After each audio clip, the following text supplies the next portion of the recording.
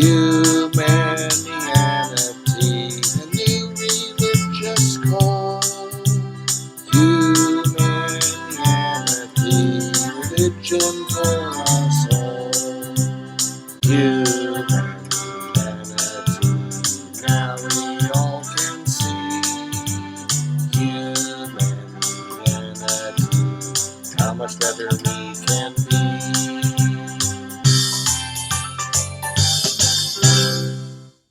Hi, I'm Bill Van Fleet, and this is Humanianity Conversation number 64, recorded on July 22nd, 2020. It is the second recorded conversation with Jordan Thompson, who has a strong interest in philosophical issues and has become interested in the Humanianity Project. We talked about whether movement forward in the direction called Humanianity could or could not consist of revolution and even violence, along with clarification of the term violence. We also talked a little about the appropriateness and value of associating the concept of humanity with that of religion. And we also talked about the problems involved in our species' strong belief in the value and necessity of punishment and revenge, and even to some extent torture as a poorly defined extreme. And finally, we talked about some of the very problematic, non rational social tendencies and movements within our cultures today, and specifically some almost universally accepted non rational consequences of the death of George Floyd. Okay, so you have a number of issues to bring up, or I guess you'd say that, right? Sure. Yeah, that's a fair way to put it. Well, just to refresh at least myself, but maybe ourselves. Um, what I took away from last time what was, or it could be seen as a framework for today's conversation, because based on, relative to my concerns in this conversation, we built up to the point of conceptual relevance from the beginning of our discussion to the end of it. So now we're at a point where we've discussed humanianity as it might exist through politics of humanity or through any sort of collective procedural efforts of humanity. And that led us finally to the question of reform versus revolution and the ingredients necessary in each of those, and how we might differ on the necessity for revolution, maybe reform as well. I'm not sure. So anyway, I just wanted to make sure we were both on the same page in terms of where we were at the end of our conversation last time, and just to make sure that we can start right at that same spot and maybe frame any concerns that I have with that conversation in mind. Okay, so I guess the way to do that would be for you to state what you believe is a proposition that that clarifies what we have come to agreement about last time, and see whether we are in agreement still that we have come to agreement with regard to that. Okay. We seem to be in general agreement about, in an abstract sense, about what humanianity is. I find your image of the pinnacle with the worms slowly moving up to be helpful. And that image is qualified through different procedural norms or rules, maybe. No, I did not understand that. This last part of your sentence. You didn't understand that we were in agreement, or you didn't understand what I just said? What you just said. Okay. What I was basically saying was you offered up the metaphor, and then you described what the different aspects of the metaphor might translate into. So atrophying on the bottom might mean one thing, and moving up farther might mean another thing in reality. That what at the bottom? I missed a word. I'm sorry. Atrophying. Oh, yes, right. Mm-hmm. And those procedures I took to be different ways in which to increase our level of rational thinking, and thereby increasing our opportunity to improve in our ethical thinking. And where, I guess, to continue this compound proposition, mm-hmm. Where I assume we disagree is if there was a potential set of options to move farther up in elevation, that violence would be anywhere among that, or anywhere within that set of options. I would claim that yes, it might be, and I assume you wouldn't. That was my ending point in our last conversation. That's where my head was at. So yes, yeah, that's good. That's good start. And you are correct in your assessment as to what my belief about that would be. Okay.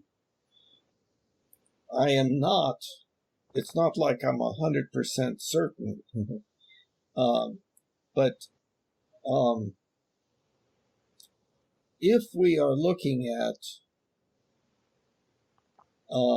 what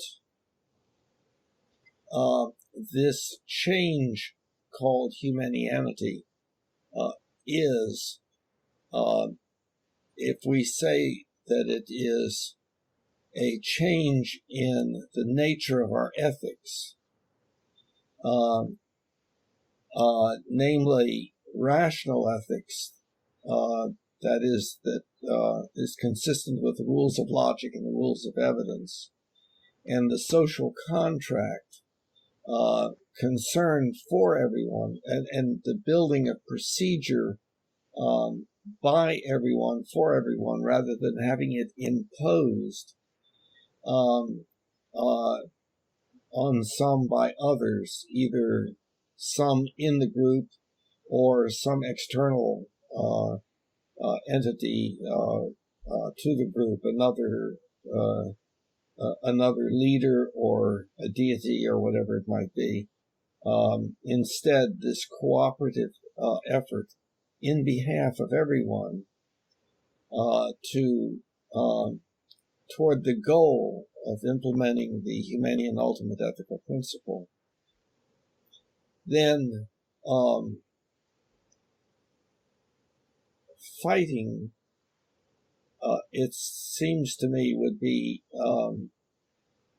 going in the opposite direction. Again, what we're faced with is we are chimp-like animals. We are social animals. And so we are very, very little different than chimpanzees, except for our first exponential change, language, that has then made possible our second exponential change, science and technology.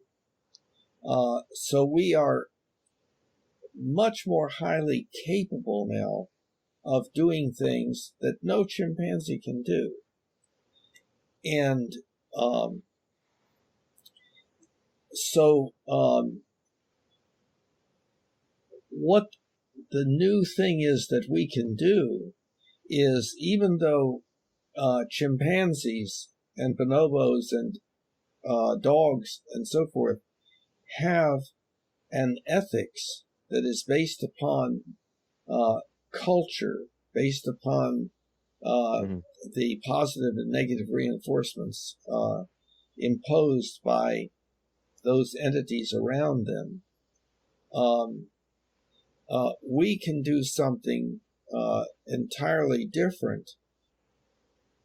The advantage being that this authoritarian ethics that comes naturally, it has always been and is productive of a lot of pain, suffering, disability, and early death. And so we need to move away from that.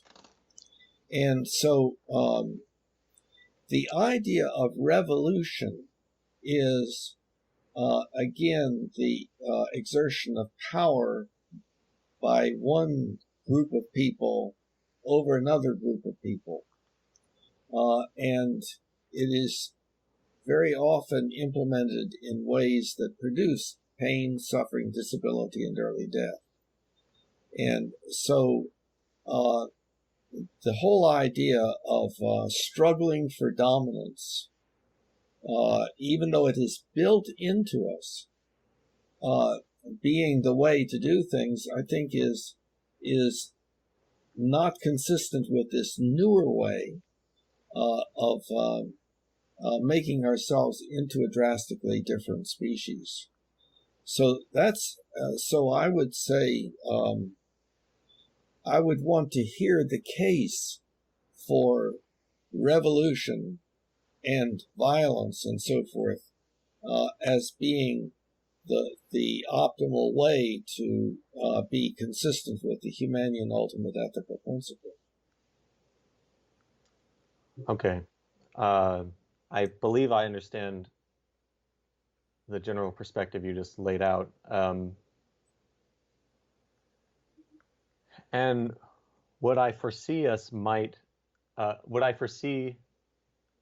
potentially concluding is that my initial proposition should be refined to say that rather than revolution or violence being within the set of procedures that might lead the worms farther up, they would be instead contingently procedures.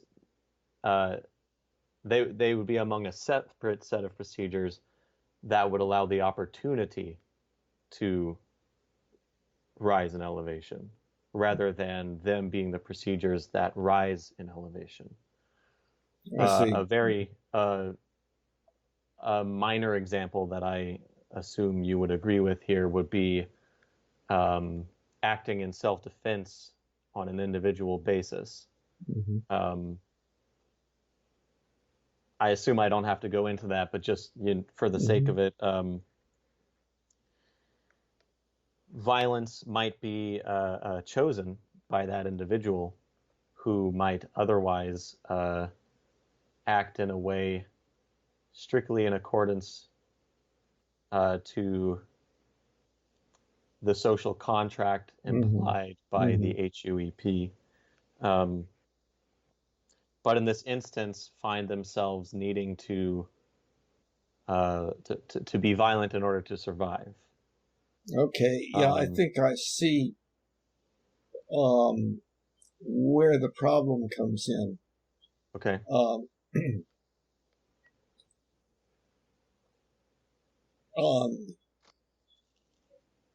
It's not as if today we can stop doing all of these things that are built into us, a part of us that we believe in and so forth, and start doing something different. Number one. Number two is, given the way we are, given the way we humans operate and so forth, yes, self-defense does make good sense. Mm-hmm. To oversimplify something ethically, this person comes up to me and is going to injure me and maybe kill me and take my possessions. Now, here are two individuals.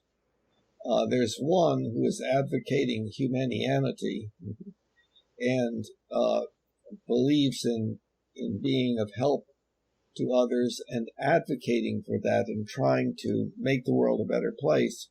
And here is this other individual who does not have that orientation. And one of them has to die.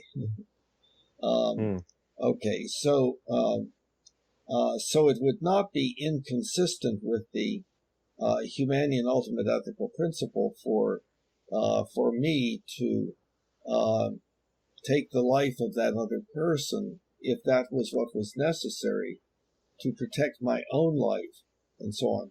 Now, if you take a look at a specific example, there might be alternatives to my doing such, even if I were able to do so. And that might have an even better effect than just simply killing the other person. But would any of those alternatives, just so I'm aware of where you stand on this, okay. Would any of those alternatives be nonviolent?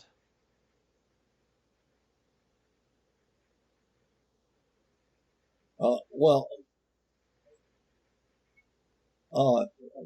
the quick answer is, well, yes, that's what I'm referring to. Oh, I see. But well, I don't see, but yeah, anyway. well, the problem is we're talking about a hypothetical situation that is has none of the enormous amount of details that are included in any situation. And so it would be it would not be possible for me to say, oh, in such a situation, then a third alternative is to do such and such. That could be quite a silly thing to do in one set of circumstances, but it could be just the right thing to do in another.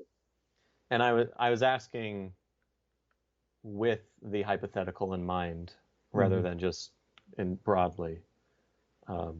So I assume your answer, if we're strictly referring to the hypothetical, would then be no. The answer no to what option. Okay.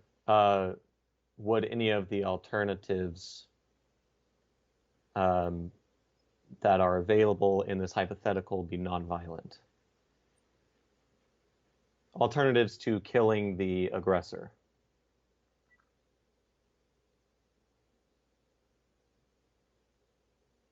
Well, we would not know without knowing the total situation, but I would say certainly there would be those possibilities.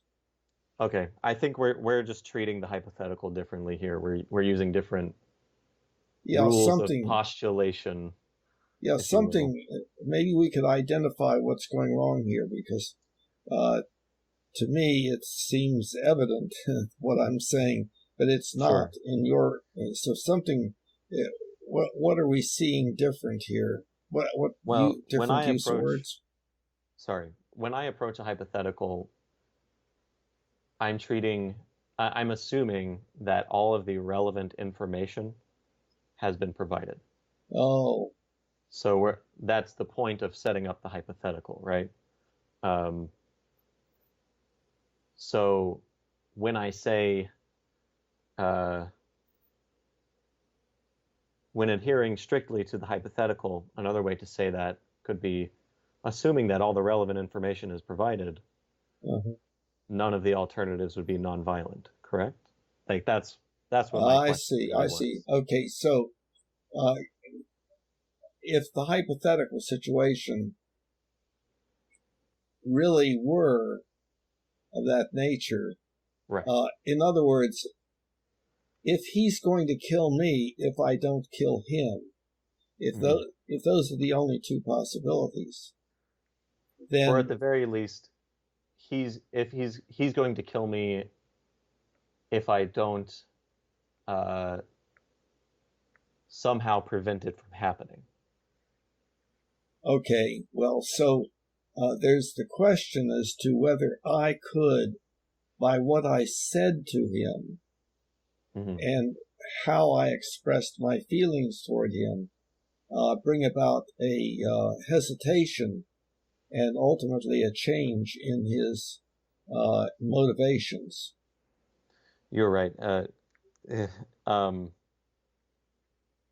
Yeah, because depending on how you frame the hypothetical, the answer will logically follow. So if the hypothetical is he's going to kill me if I do not kill him, then obviously there is no nonviolent alternative. So I was trying to rephrase it to where that wasn't necessarily the logical conclusion. However, in my rephrasing, there followed a new logical conclusion. So maybe it's just worth moving on from the hypothetical at this point. Well, there is one little thing here. There's the question as to whether the term violence should be applied to my self-defensively killing him. I see. Because there are some implications, some connotations to the word violence that that might or might not be applied to self-defense. For instance, my self-defense could be to kill him in the most rapid and painless method possible, or it could be to restrain him and cause enormous pain and suffering over a period of time while saying, see, this is what you get. I'm making you, et cetera, et cetera. So I think that would rate higher on the continuum of violence than just purely self-defense. And whether pure self-defense would be called violence or not, I think is an important question. I agree with, I agree that is worth pointing out, and we can perhaps use that as a segue into whether or not we can consider the state as inherently violent or not, or perhaps maybe just a segue into what violence is. I have a feeling that will be highly relevant in our discussion. So I would say that in this example, yes, violence is present, because what I understand violence to be is any measurable restriction upon the life of one or some things. Well, but some violence is not with the goal of causing death, right? Sure, yes, but death is not the only instance of restriction.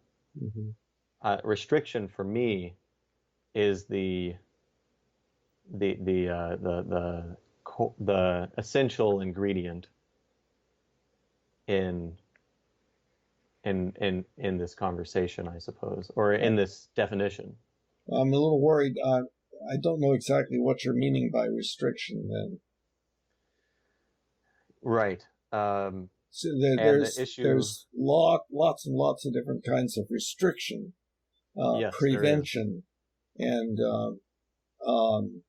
I think that you're referring to a specific subset or subsets. It might turn out to be the case that I am. However, I do not think that I am. Oh, okay.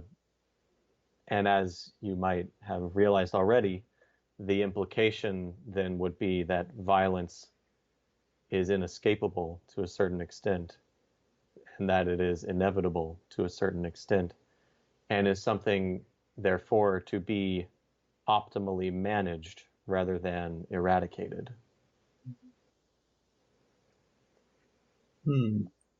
Okay. Yeah, let's try to clarify that then. Okay. In the first place, you're saying that violence is essentially inescapable. In what kind of situation? That's what's not clear. I suppose I'm making more of a metaphysical claim that, so my answer would be, in any situation that involves living beings, that involves interaction between living beings. Yeah, I'm totally lost right now. Okay. It is an extremely inclusive definition, which lends itself to some confusion, I would say. Okay, let's back up. What are we defining? Violence? Violence. Okay. Yes.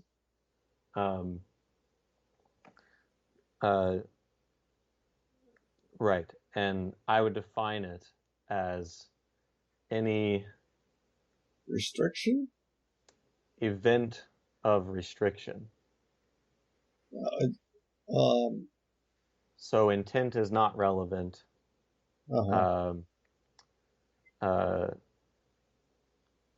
Ideology is not relevant. It's just it's more of a metaphysical claim. So a stoplight is an example of violence? Yes. I would say that would be so atypical a definition that it would lead to total derailment of effective communication with most everybody, unless one went through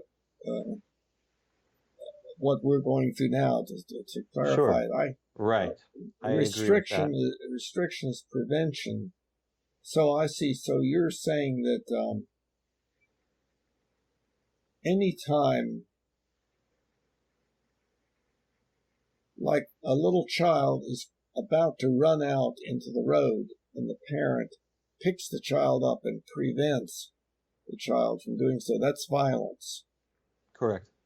I see.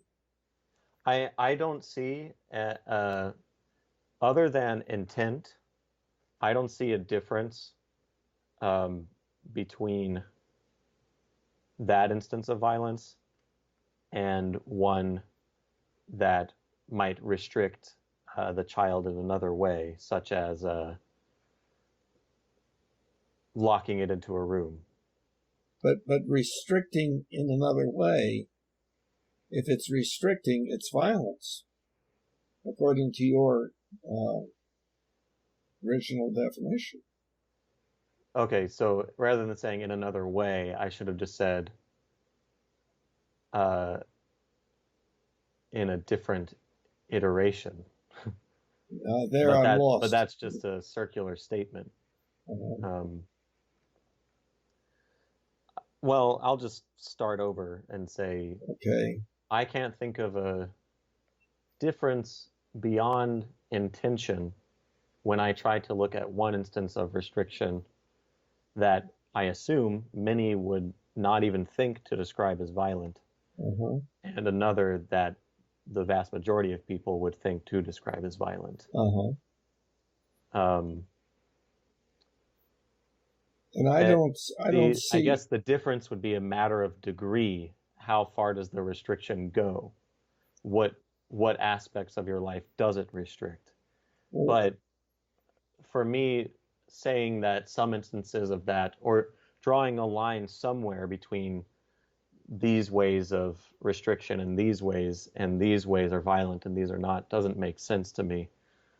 So they should all be considered violence. Correct. And I would say that that would show that restriction is not the proper synonym for violence. That if we're going to use language the way that we primarily have developed it in our efforts as humans to communicate with each other, then that assignment of meaning to a word, an atypical meaning, restriction, would be non-helpful for promoting understanding between people by virtue of accuracy in their language. I agree that this definition is so inclusive so as to be meaningless. And if you can think of a variable that differentiates an instance of violent restriction from an instance of non-violent restriction, probably other than intent, though maybe you could convince me that that's a worthwhile distinction, then I'm all ears. Well, I already gave one. The parent. Well, you gave an example, but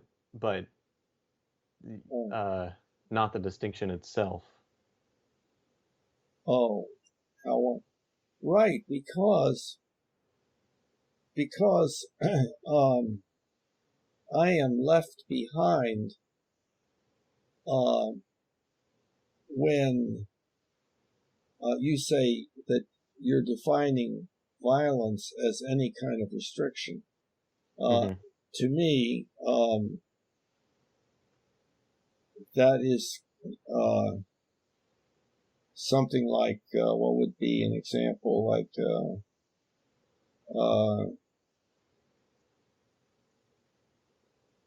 food would be anything that moves, or something. In other words, they seem to be totally unrelated. I see.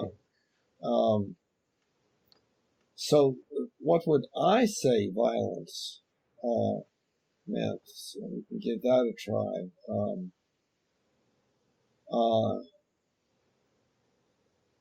This is a first run here.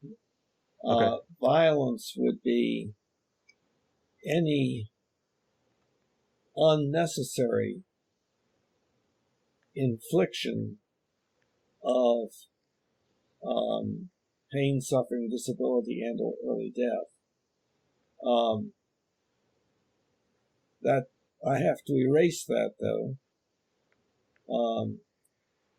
I would say that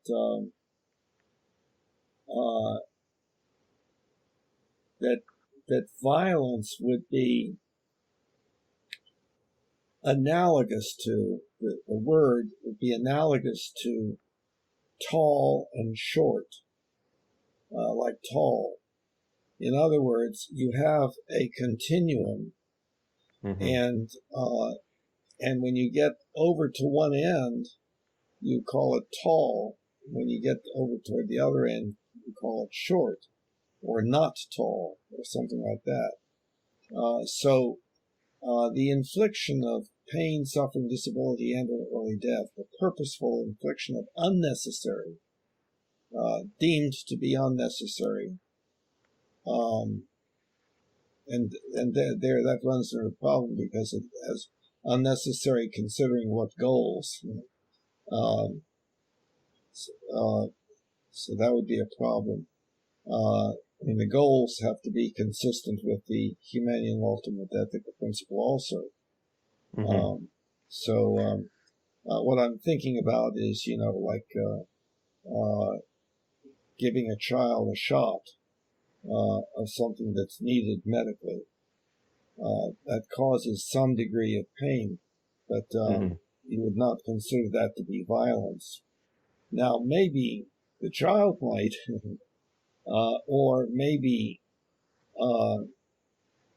some people might, but they would be be relatively extreme. However, I'm not assuming that you would not be in the extreme camp.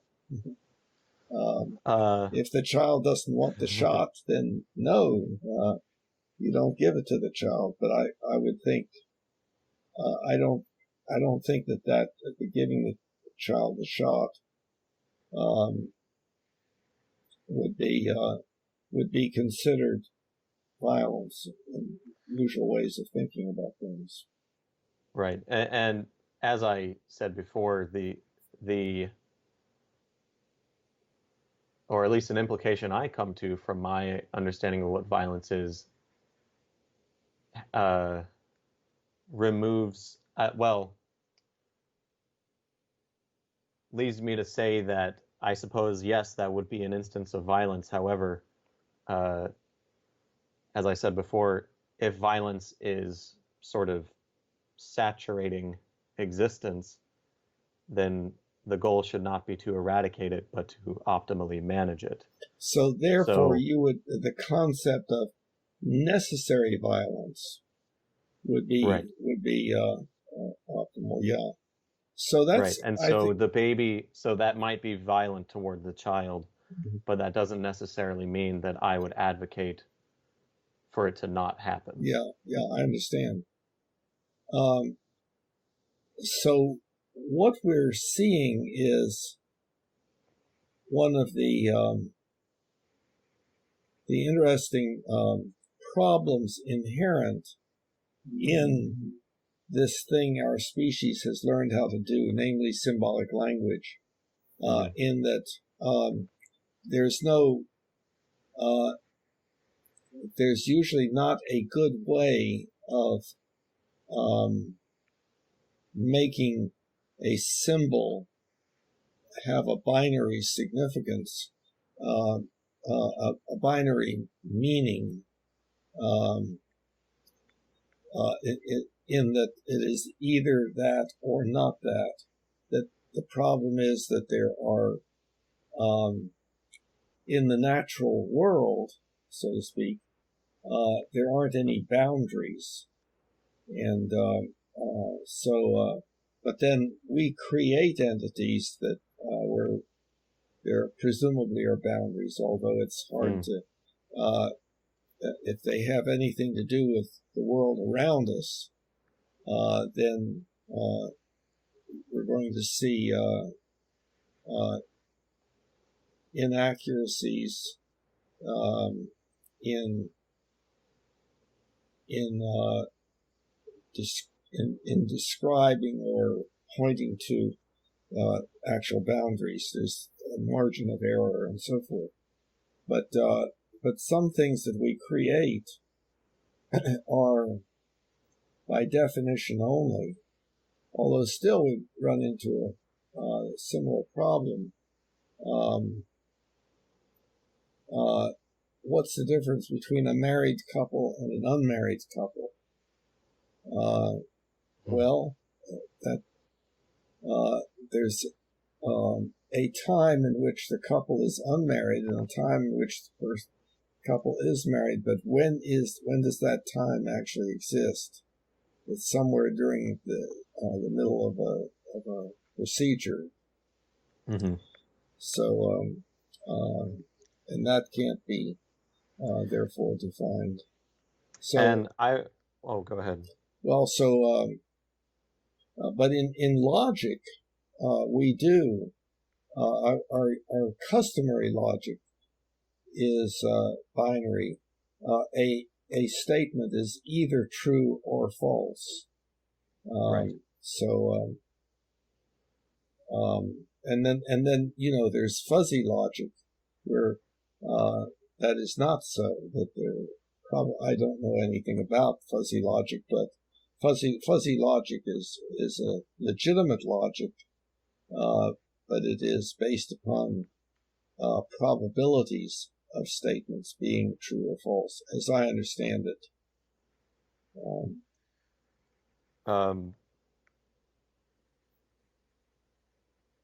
Yes. Okay. The reason I feel compelled to redefine violence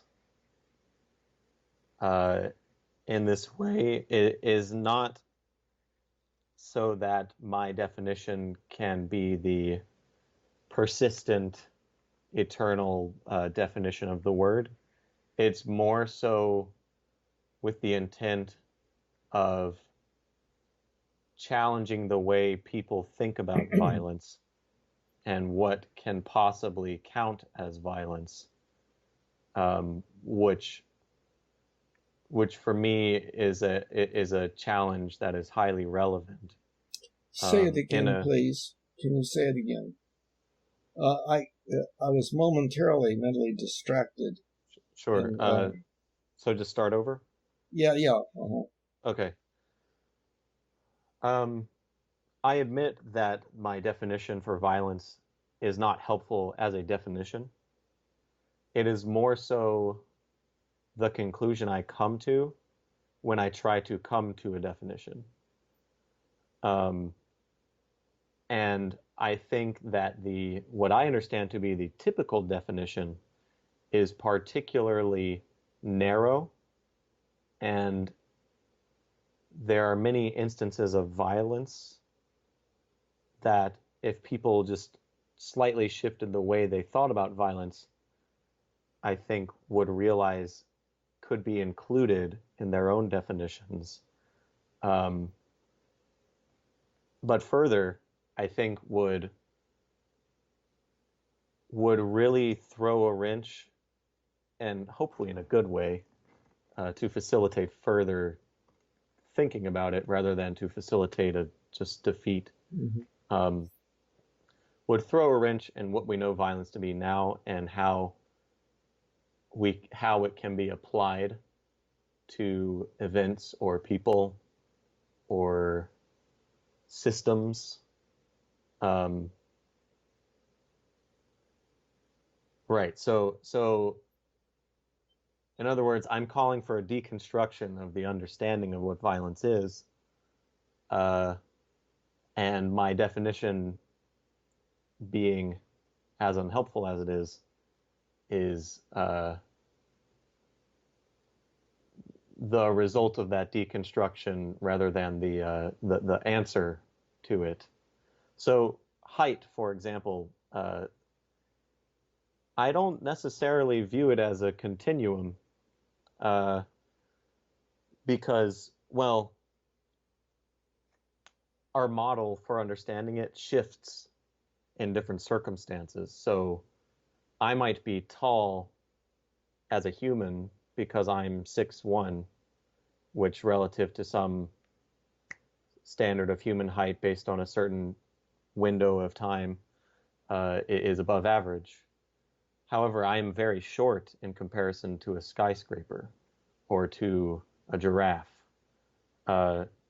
So the applicability of tall and short, to me, feels as though it exists on different continuums, or at the very least,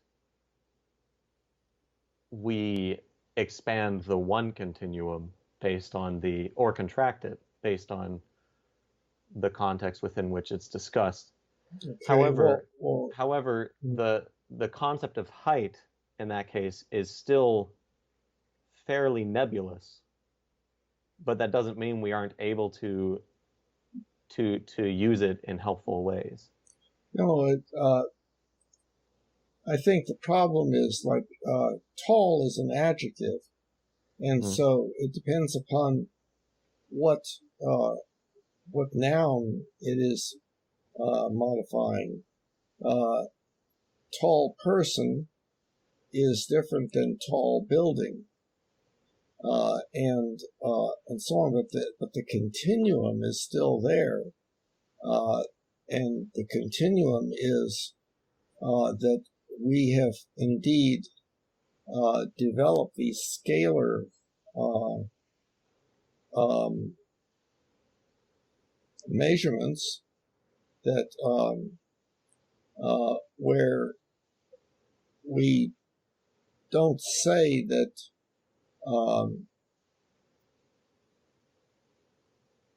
that the measurements necessarily go from one discrete measurement to the next with a gap in between, but instead that one can always take the distance between two measurements and divide that in half and so forth, even though we could not do that in the natural world of measurements and so forth. But so the concept is a continuum, but then within the natural world where we use that continuum concept, continuum containing concept, is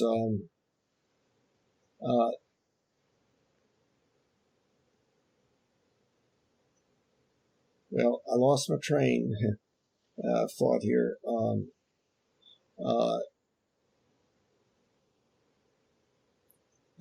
It's a useful concept that there is a continuum, but I think we also have gotten pretty far away from the main road. We're in an alley somewhere down here and off the main road. Yeah. So going back to the very superhighway here, the idea had to do with the emergence of humanianity and whether the procedures that one should engage in, you, I, we, everyone, etc., would have to include things that we would label as violence, hopefully using the standard meaning of violence, but possibly using this alternative meaning, in which case I think we need to go back to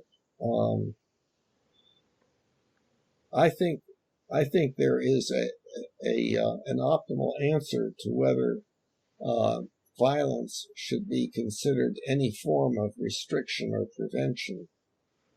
I think that that's a non-optimal definition, and that the use of it can only produce communicative confusion, which I think is not consistent with the humane and ultimate ethical principle, because that involves us having increasingly accurate understandings, logic and rules of evidence and so forth.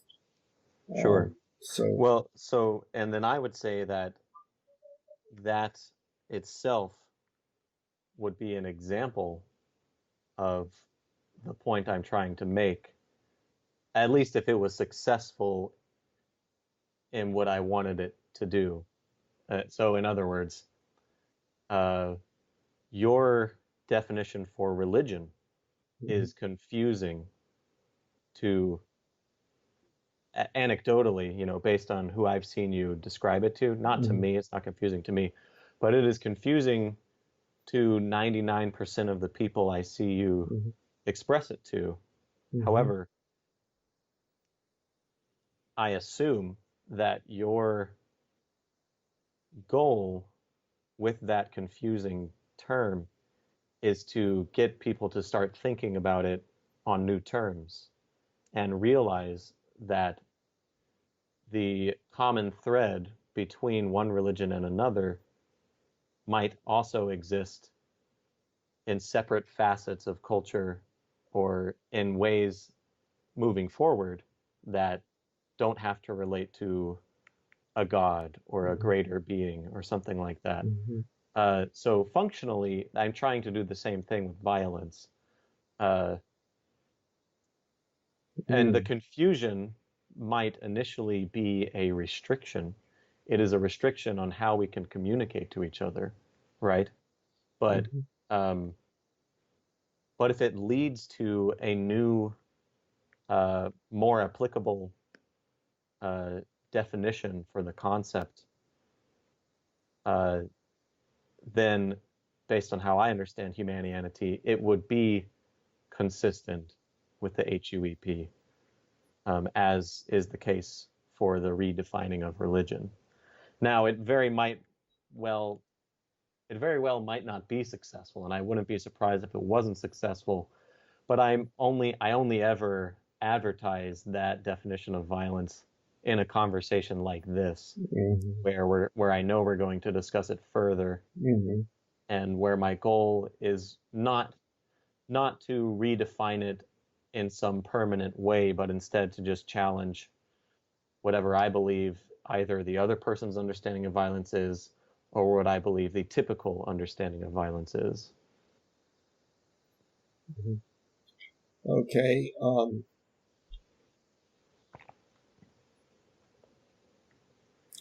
What I'm thinking about is the religion thing, which is a real interesting and thorny subject. See, I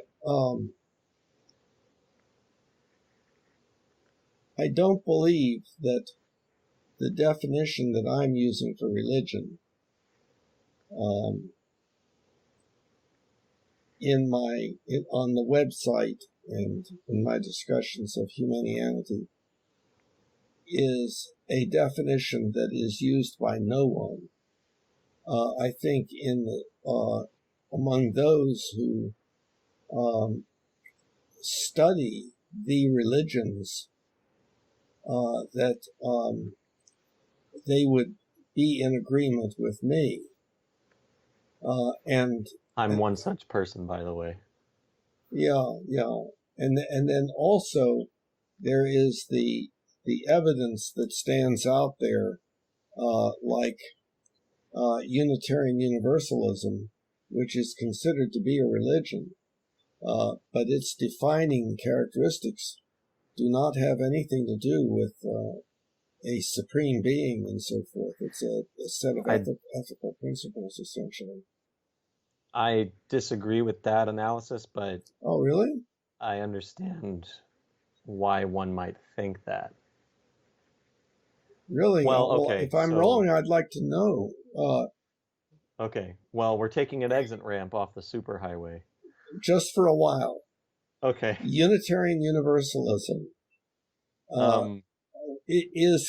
is among those things that we call a religion, right? I agree with that, yes. Okay. And the way that they define themselves is by a set of principles, right? Yes. And those principles do not involve the existence of a God. They involve how we should live our lives. Okay. Your understanding of Unitarian Universalism could very well be based on information other than what my understanding is based on. Mine is based on personal experience. I see. Rather than any sort of doctrinal codes or scriptural or mission statement or anything like that. So I understand it to be functionally a place where people, including non-theists, but also including theists, can come and celebrate the overlap in all of their beliefs, which might be the principles you're referring to. However, in the songs that I have sung in the messages I have listened to, adherence to the assumption of a higher power persists. However, that could have just been the church in Charlotte. I don't know. But my suspicion is that that would stretch far and wide to, if not every Unitarian Universalist church, then to many of them. So yeah, that's I guess that's really all I Well, have see, to say about that. as a part of Unitarian Universalism, there is, as a part of the goal of being inclusive, there is the engaging in the various rituals of many different religious groups. Right.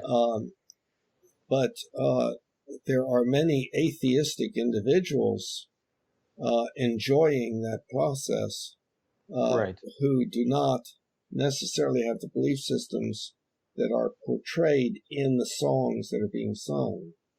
Right. And and the engaging in those rituals,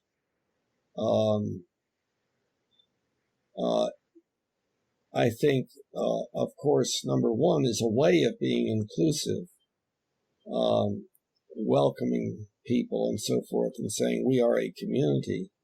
But it also is used as encouragement for us to understand how we think, who we are, to gain increased understanding of ourselves, with the goal of becoming even better than we are. And I agree with that. Yeah. I agree with all of that. However, I don't think any of that is incompatible with what I've said already. Like, atheists can come into such a community with a certain mentality that justifies the persistence of belief in a higher power for the sake of inclusion or for the sake of the principles that exist alongside the collective belief in this or that higher power, and therefore would be okay with attending such a church or involving themselves in such a community. But that does not mean that the community itself doesn't maintain the sort of general understanding of something spiritual or otherworldly being tied to value or meaning. In other words, tied to it. in other words, the theists of whatever background are not in the ways that they are challenged to think about themselves and how to improve. They are not asked to challenge whether or not the entity or entities they believe in are real. They are more so challenged to figure out whether or not the entities that other people believe in are less worthy than the entities that they believe in. Well, I'm not sure that that would be consistent with my experience. To be sure, there would be individuals that would be along those lines, but not. But there would be other individuals who would not be. I agree with that statement. Okay, well, so we said this was kind of like a one little. We're off the main highway. Well, I'm not sure. I think I know why you wanted to go down this route, Yeah. because I assume that your overall point would be that your understanding of what religion is not something that you stand alone in, that you are a part of a pre-existing conversation about what it is, and so it is not atypical enough to be Rejected. Yeah. impeding the progress that language would otherwise provide toward the HUEP. Well, it's a complicated issue, and I'm trying to open my mind to other possibilities, but it just always seems like to state otherwise is to somehow cloak the truth in order to deceive people and trick them into liking humanianity, and Right. that does Right. not. To me, that's going in the wrong direction. And by the way, I agree completely. I don't think it should be changed, even though, as I said before, 99% of the people I've seen you describe it to take issue with it. I just think that it is still a comparable example of language being muddied in a sort of de facto sense to what I'm trying to do in this conversation. So if I'm accurate in understanding what your point was with that exit ramp, then my response to that is that I'm not alone in my understanding of violence. I'm not alone in my understanding of the inept definition that most people rely upon. Inept in terms of what it fails to recognize. Inept in terms of how productively applicable it can be to current instances of what I would understand to be violent that others might not. Yeah, okay, so I see the analogy.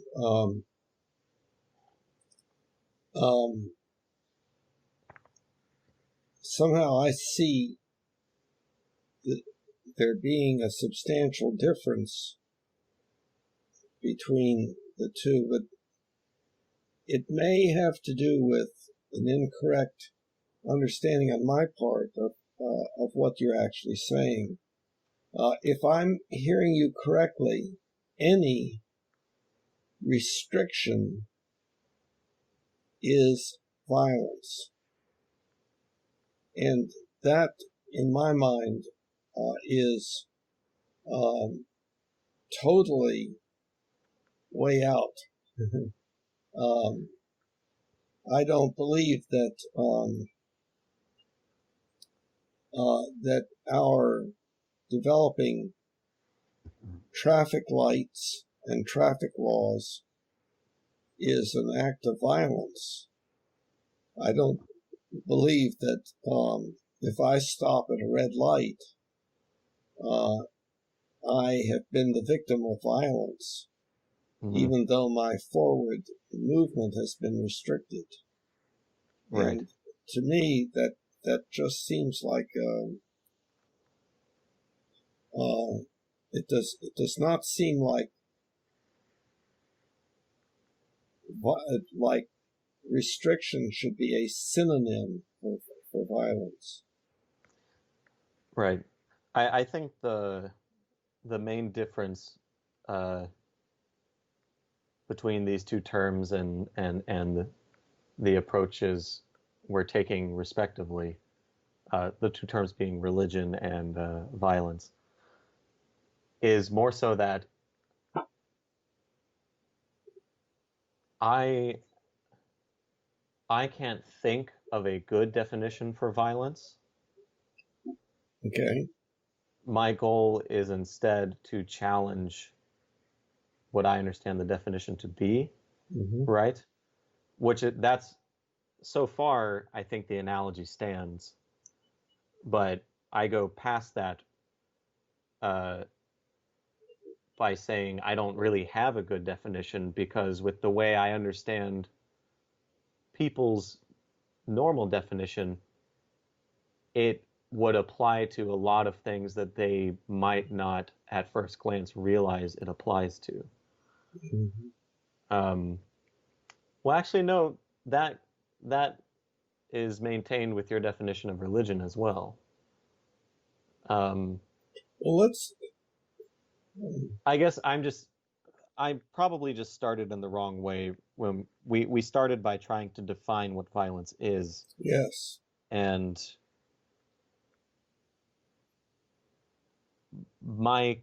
I guess for me, that's not where I would start. That might be the best place to start if we're considering what your definition for it is. But my main point is that its definition needs to be completely reworked. Okay, well, let me give this another try here. That violence would be toward one end of a continuum of the unnecessary causing of pain, suffering, disability, and or early death. So the raising of an eyebrow would cause some suffering in the other person. But it is so far toward one end of a continuum of causing discomfort or pain or suffering that we would not refer to it as violence. And that there would be some point, some undefined range in the middle of that continuum where it would, people could say it was violent and or not violent. So I would put it in the category of tallness or shortness, that sort of thing, where it doesn't have any precise boundary on that continuum. Yeah, So, I think that's fine. I think I think my issue with it is maybe an overly nitpicky linguistic issue, where I don't think of, when I think of tall and short, I don't think of a binary. I think of a continuum. So yes. that makes sense. So that makes sense to me. Mm-hmm. When I think of violent versus non-violent, I don't think of a continuum. I think of a really? binary.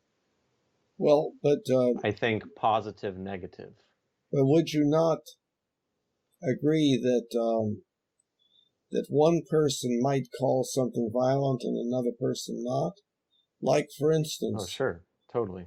Yeah, like if I poke a person on the chest as I'm talking, some would call that violence and some would not.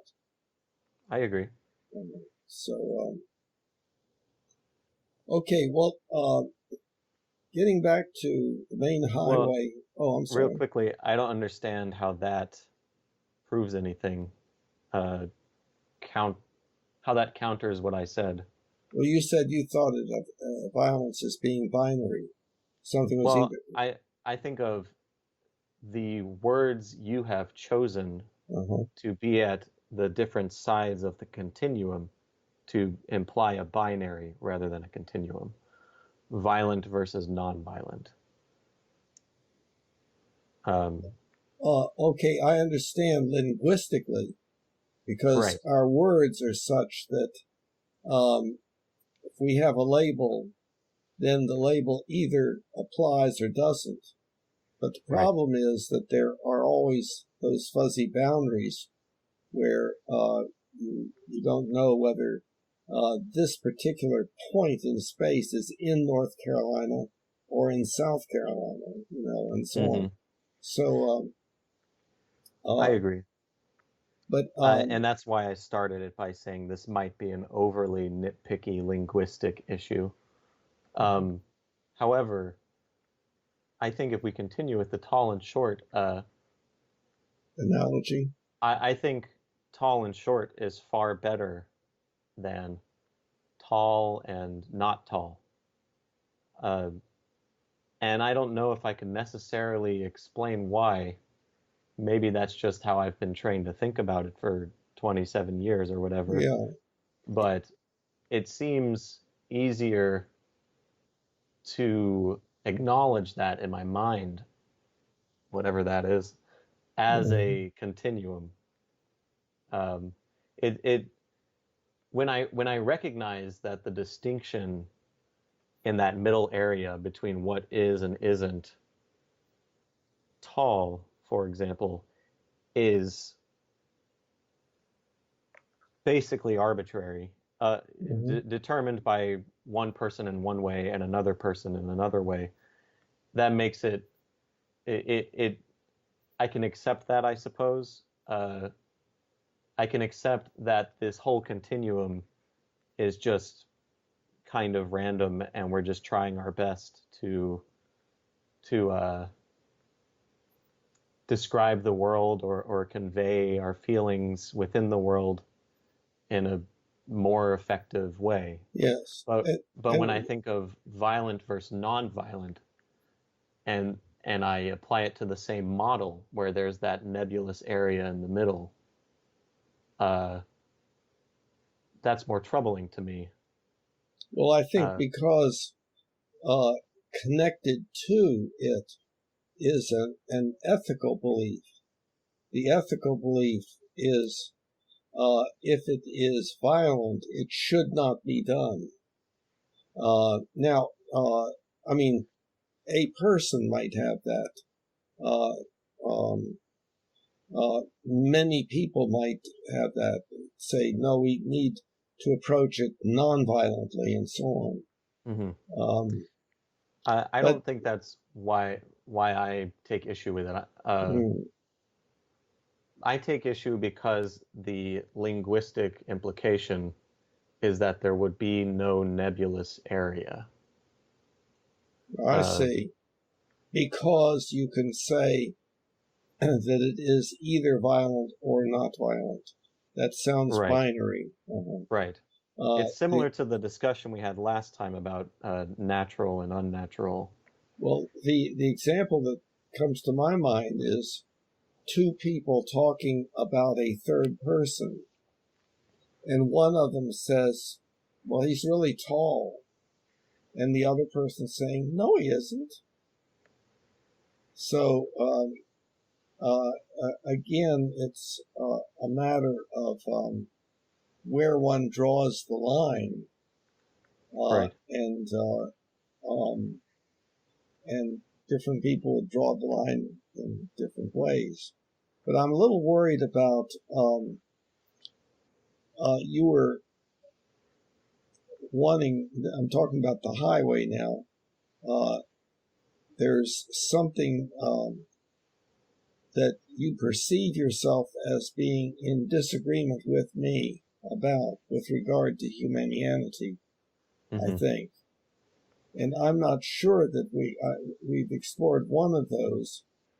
You're saying that that you could imagine that there would be violent ways of promoting humanianity, and I would say that I could not imagine such, and would say as a general principle that would not be correct.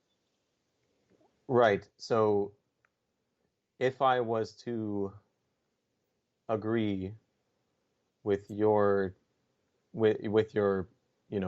first go at a definition for what violence means. In other words, a definition that excludes some things that my definition would not exclude, then we're in agreement. And then it's just a matter, we're in a linguistic agreement. And then it would just be a matter of where I imagine we disagree in terms of a case-by-case basis of whether or not this is necessary or unnecessary violence. I can't say necessary or unnecessary violence based on that definition. Infliction of pain, suffering, disability, and right. Restriction. Your definition as opposed to mine. Okay. Well, unless you have given up the, and I hope you have given up the definition of violence as any form of restriction, because to me that it's not something. Regardless of how I might have sounded when I first presented that idea, it's not something that I valiantly defend as the definition that violence should have. It's more of a conversation starter to challenge what I assume either the other person's definition of violence is, or what I assume the general definition of violence is. So it's giving up on it is not the right way to put it. But I will say I am perfectly fine for the purposes of this conversation to move on with your definition.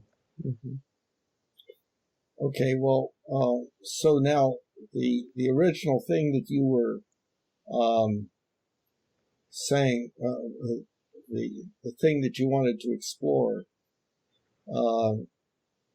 have we dealt with that, and are we ready to move to another one? And have we dealt with that? By that I mean the issue as to whether some forms of violence would be consistent with the Humanian ultimate ethical principle.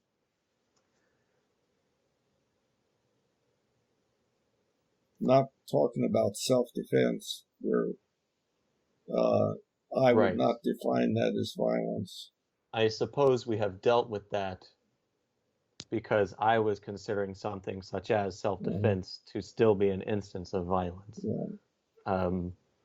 So if there is any way that we haven't dealt with that, it would just be going down a list of thousands of scenarios and confirming that we agree or disagree on some or all of them. Yeah, well, there is, though, a very relevant and extremely important example,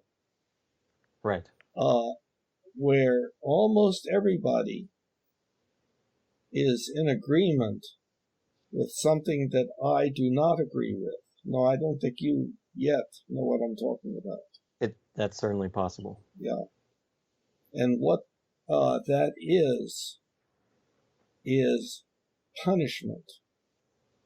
Almost everybody thinks that, well, punishment is necessary.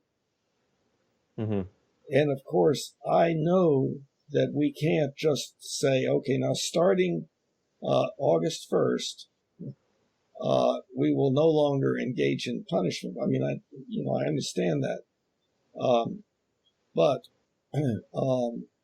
and I'm saying that punishment does work to a certain extent, but it also causes enormous unintended side effects that are not even recognized as side effects.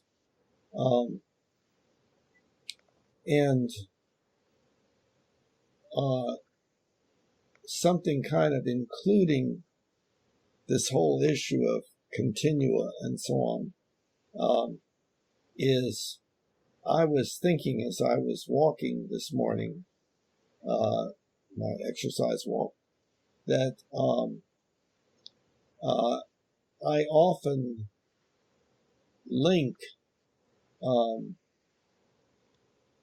punishment and revenge in statements that I make having to do with how awful it is and so on. And I thought punishment, revenge, and torture, I should add that in. Okay, well, torture, what is torture?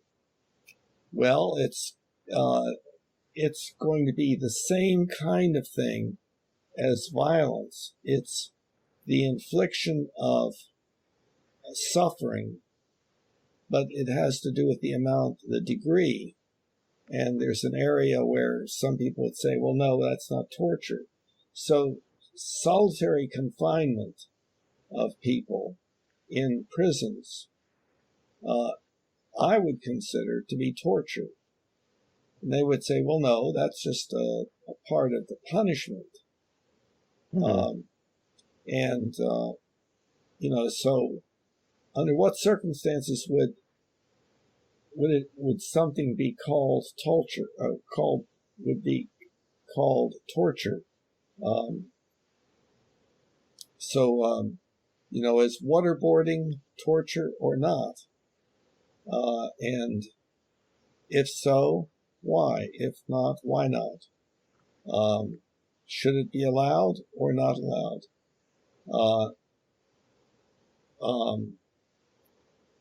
What about solitary confinement? What about, locking a person away from family for 50 years? Something like that.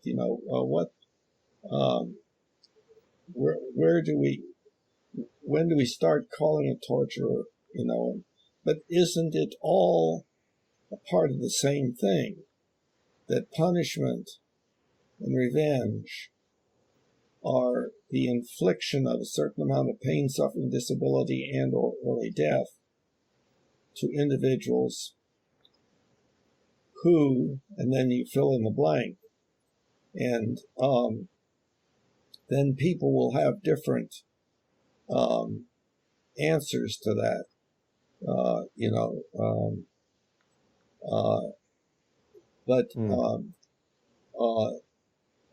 For instance, a person who has been a serial killer, people will want that person quarantined. I would want the person quarantined also, because the person has a very serious condition, whatever their makeup is of that causes the serial killing. And but when I say we should make that person's life as good as possible while they're in quarantine, no, they have to pay for what they have done, and so on. And so I, as is so often true, I'm in a very small minority with regard to my beliefs about what we should and should not do.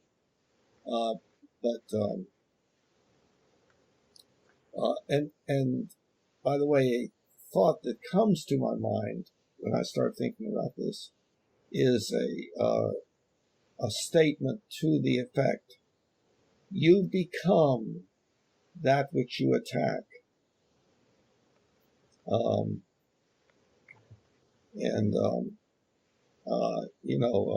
you see that on Facebook.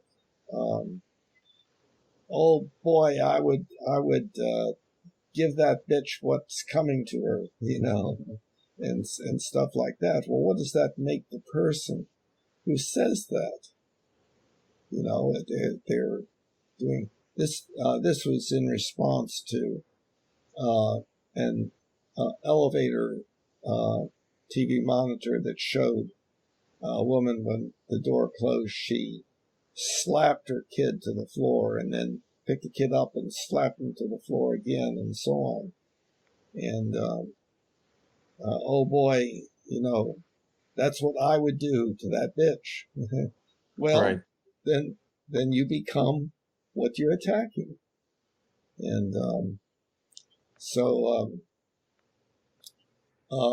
I think this is a whole area that we are very unprepared as a species to deal with. We are so committed to what comes naturally to us. And a chimpanzee will get revenge too. So it is built into us. And we have to learn that some things that are built into us are best inhibited and modified to the extent possible. You said that you started this off by saying that you have a highly relevant example, and that was in response to me bringing up that list of thousands of potential cases that we may or may not agree upon the necessity of. So are you saying that punishment and then perhaps revenge, perhaps torture, the extent to which those are all overlapping, might be an example on that list that we agree or disagree on? Okay. Okay, in that case, I'll tell you whether or not I agree. I think I'm with you 95% of the way. The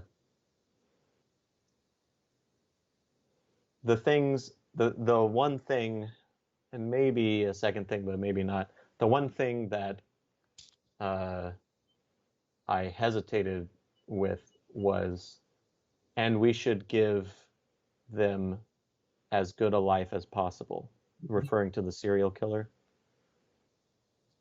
So I just want to clarify.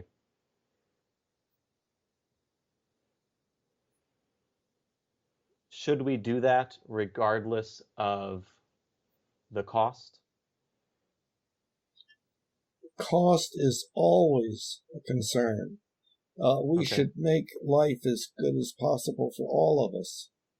So to take one person who is is imprisoned and heap all the world's treasures on that person, of course, is not. That's not what I meant. But the person should have access to basic fundamental comforts and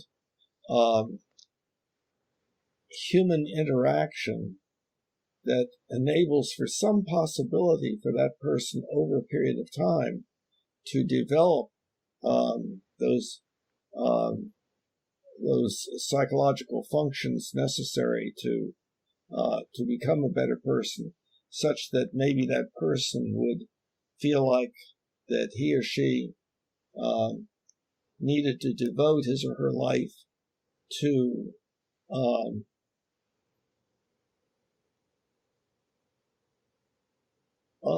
offering him the self for understanding as to how a person can be that way, and also to promote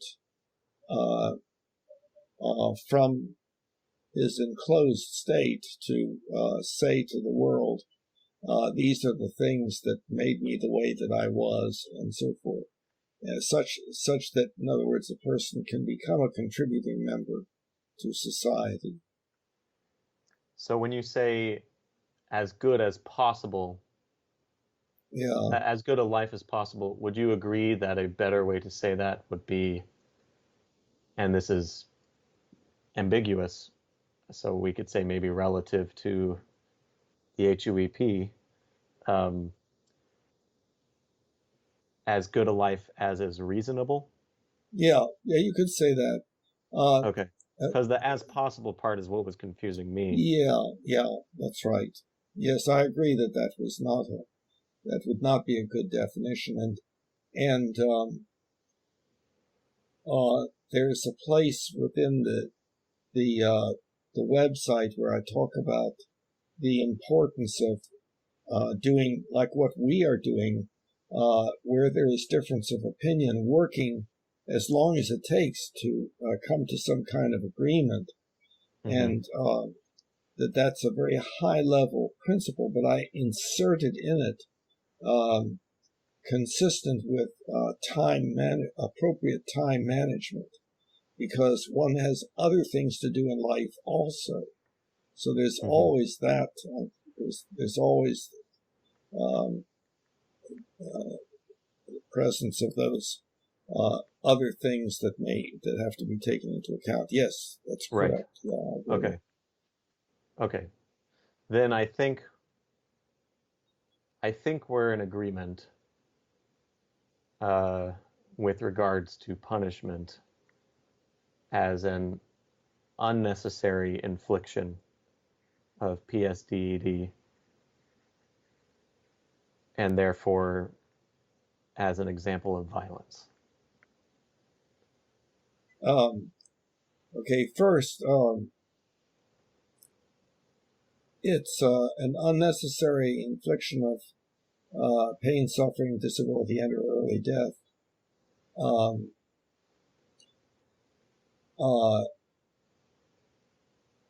It's the purposeful infliction because of the individual behaving differently than what we believe that they should. So it's a little bit more specific than that. Well, I was just saying, because when the parent has the child get a shot, that's not punishment. Probably, yeah, I agree. Mm-hmm. I agree with that as well. And I didn't mean to imply otherwise. Mm-hmm. Okay, so it's been about an hour and a half, and yeah, I'm not sure even what the superhighway looks like. So I'm going to try to just move into what I want it to look like. Okay, good. With this definition of violence in mind, not only would I argue that Black Lives Matter in general, the movement Black Lives Matter in general, to the extent, well, first of all, I'll say, is in general a peaceful movement. I would argue further that some of the instances of, I guess, going off of your definition, nonviolence are indeed nonviolence, and are a necessary infliction, etc., while others are unquestionably unnecessary and counterproductive toward the aims of the movement. So not only will I make those claims, I will also make the claim that some of the public figures who you have shared, to the extent that I'm aware of them, not necessarily in the content that you've shared specifically, but in some cases in that very content, are violent and promote violence based on your definition. Mm-hmm. So I assume, at least with the second part of that series of claims, that we disagree, maybe in both parts. So that's my starting point. Okay. And that is what I want to convince you of. Okay. Okay. So do you have an example? Of what specifically? Of BLM not being violent, or of the public figures being violent? Well, no, see, when I post something for discussion, it is not because I believe in everything the person says on that video, or everything the person has ever said in their life, or anything like that. So a person who has a bad reputation for saying things that most everybody disagrees with may still say something that I think is highly important. But then when I state that, I am recognizing that I could be incorrect, so I'm putting it out there for a discussion to see if it does stimulate a valuable discussion, and also to see whether I have misperceived something. So that's why I was saying that we kind of need a specific example where it has seemed like I have done something, by posting something, I have done something non-optimal as far as my goals are concerned. Right, that makes sense.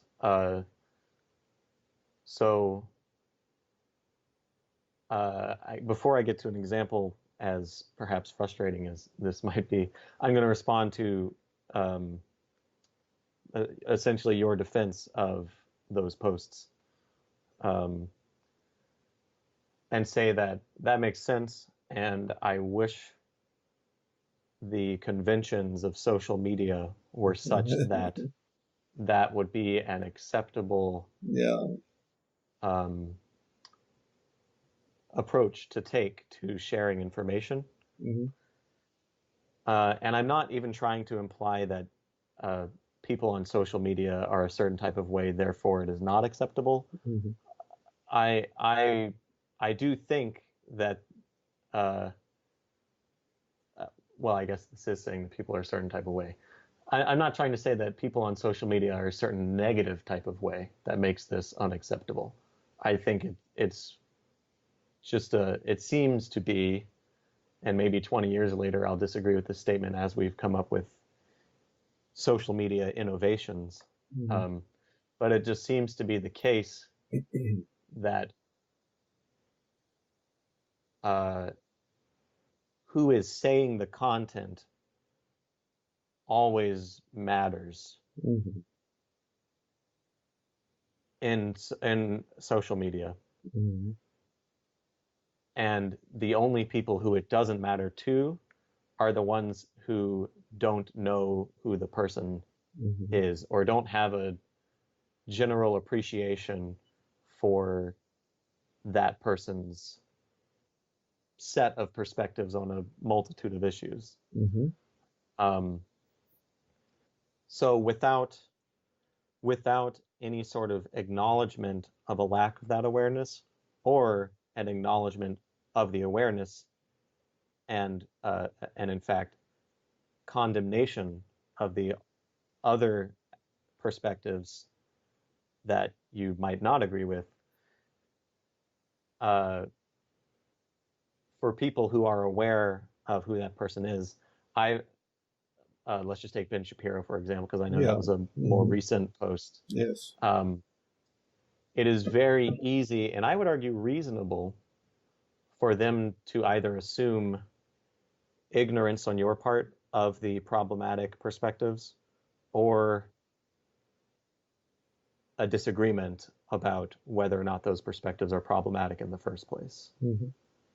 So that's my response to you saying that you don't necessarily agree with every single thing that any public figure might have to say. I don't think that in today's age, I don't think that is a sufficient.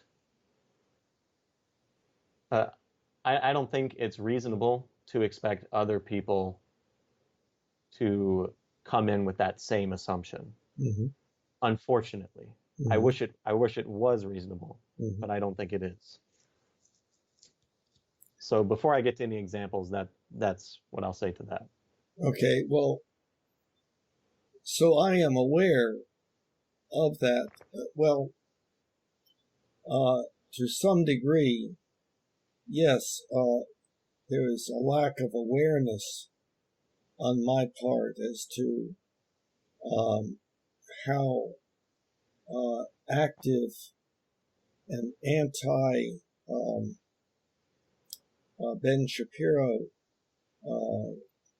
culture there is currently. And so that, to me, made it a good thing because I am learning even more, studying, well, what is this all about? And and there's the question, and see, when I post something like that, it's because I'm hoping that it will contribute to conversation, and even if the conversation is not optimal, like filled with all sorts of unfortunate negative emotion and so on, and hostile attacks back and forth and so on, Mm-hmm. that is going to be a necessary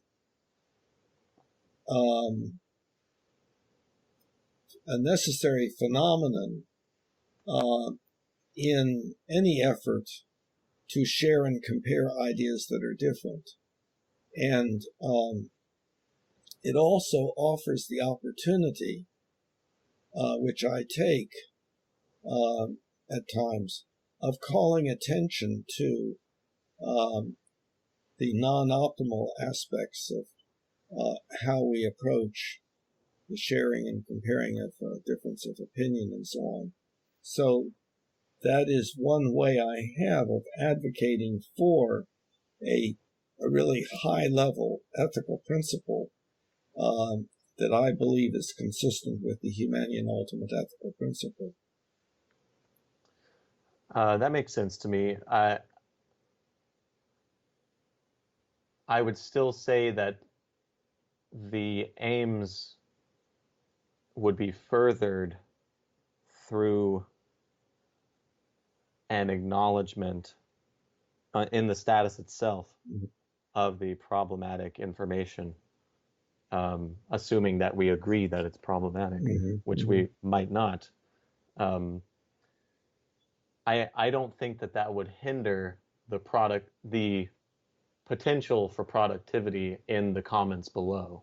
Mm-hmm. In fact, I think it's more likely to reduce the risk Mm-hmm. of hostile or malicious language back and forth, etc. Mm-hmm. I know, so for me, with my view of what Ben Shapiro promotes in general, or what Candace Owens promotes in general, etc., when I see a post from you about them, I have an instant reaction of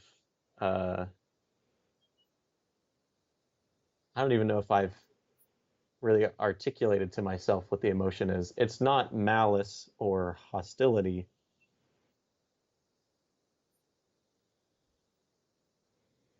Or if it is those things, it's not malice or hostility toward you, Mm-hmm. but maybe toward the people, the the original expressors of the content rather than the sharer of it. But that might just be because I feel like I know you. If you were just some person, I would make a lot of assumptions about your general perspective that that would be so far off from what I know Humanianity to represent. And I don't think that, ideally anybody could approach any status with some amount of intellectual open-mindedness, but I don't, because that's just so unrealistic to expect in the way things function now. I don't blame people who might not know you in the same way I do, who would make those assumptions, those incorrect assumptions about you. So I only see benefits to what I'm suggesting be done in the future, even regarding like your goals for posting it in the first place.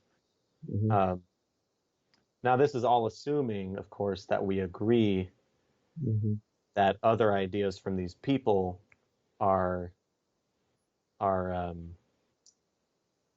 violent based on your definition. Well, an opinion does not have to be one that is pro-violence in order, in my mind, for it to be a non-optimal opinion. I mean, we can make all kinds of mistakes and so on that don't involve the issues of violence as it is routinely defined and thought of by me. So,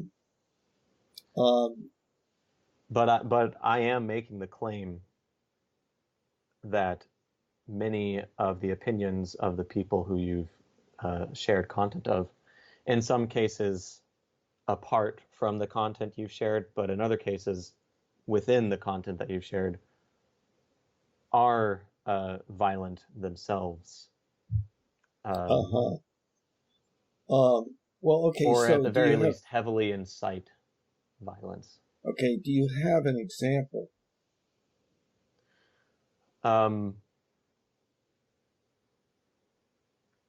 Let me look at my notes. Yes.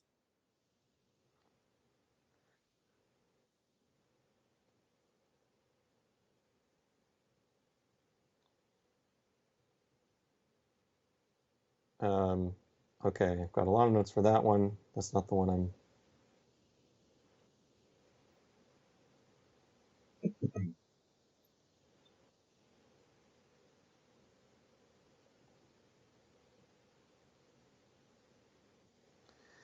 Maybe I should refine, because I'm looking back on the videos now, and there are no overt calls for harm against the groups of people or individuals being criticized.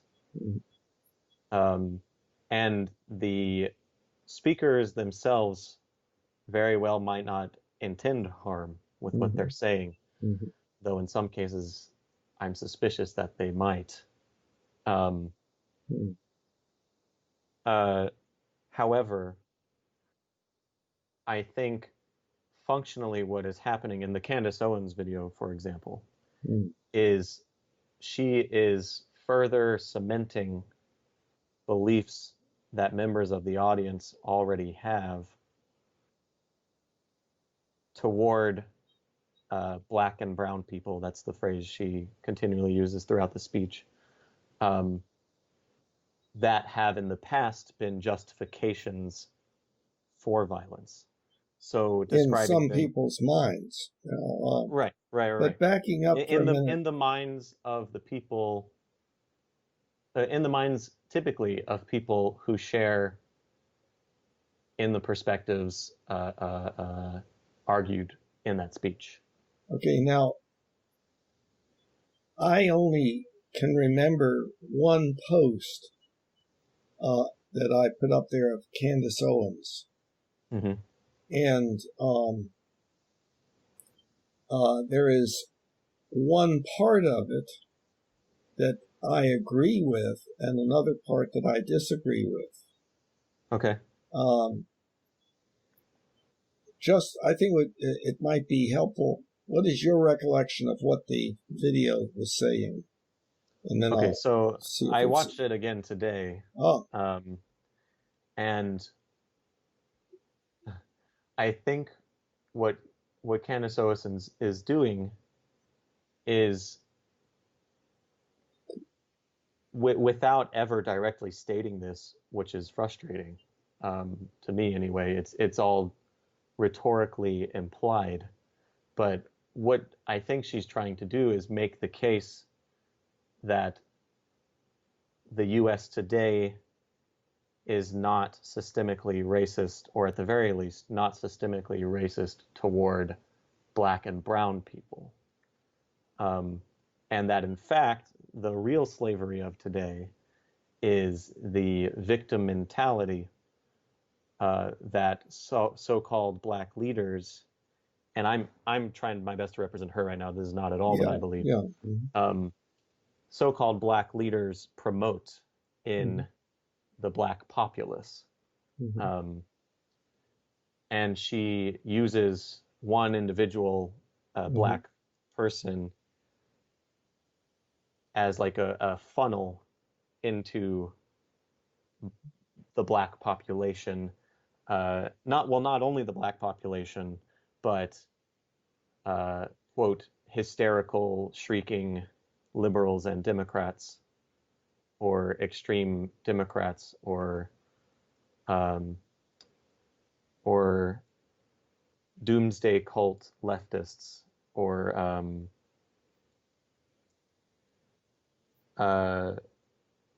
there's one more that I wanted to say. Yeah, but those are I lost my train of thought. terms. Let's they are very obscure. Let's use my recollection for a moment. Okay. I saw her as saying her main message was,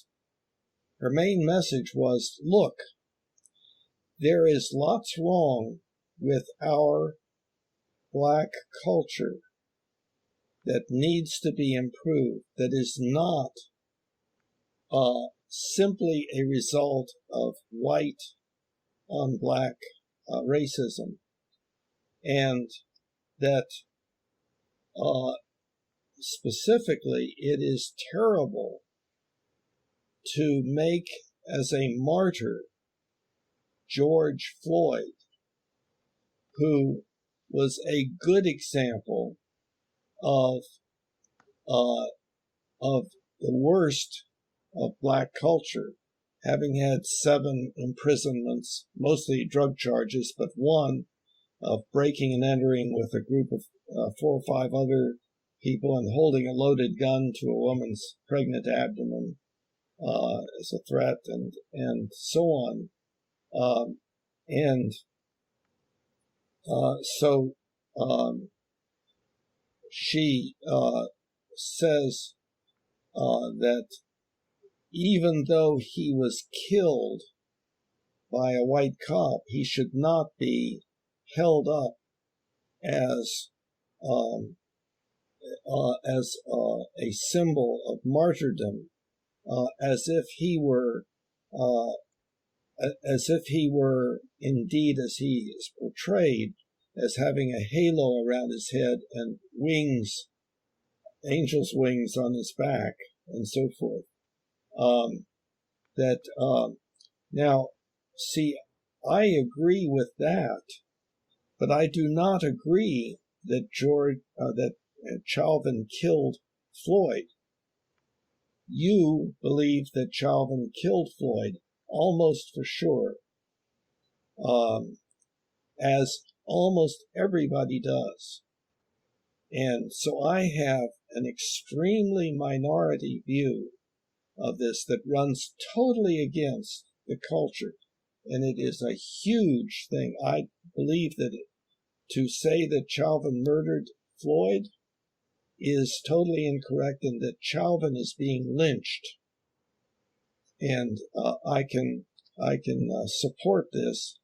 I'm not totally alone, but it's like nobody is going to say otherwise. It is one of the most strongly held beliefs in the world.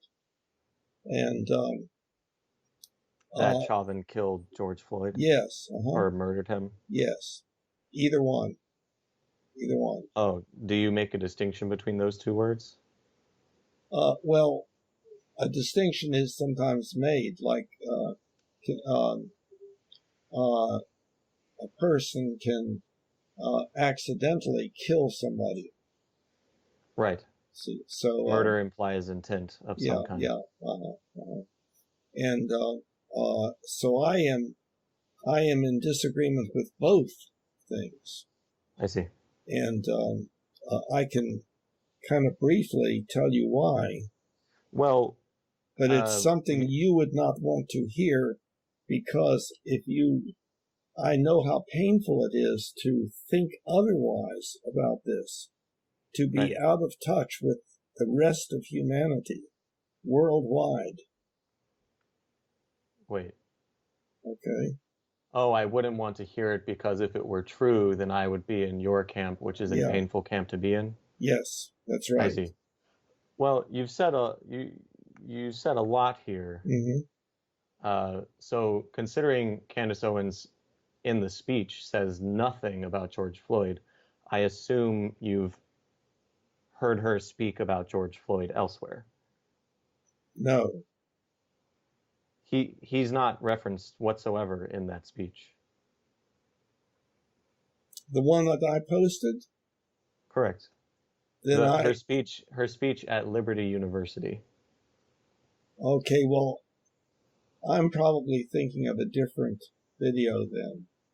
Are you thinking of her self-recorded thoughts on the matter? Yes. Okay.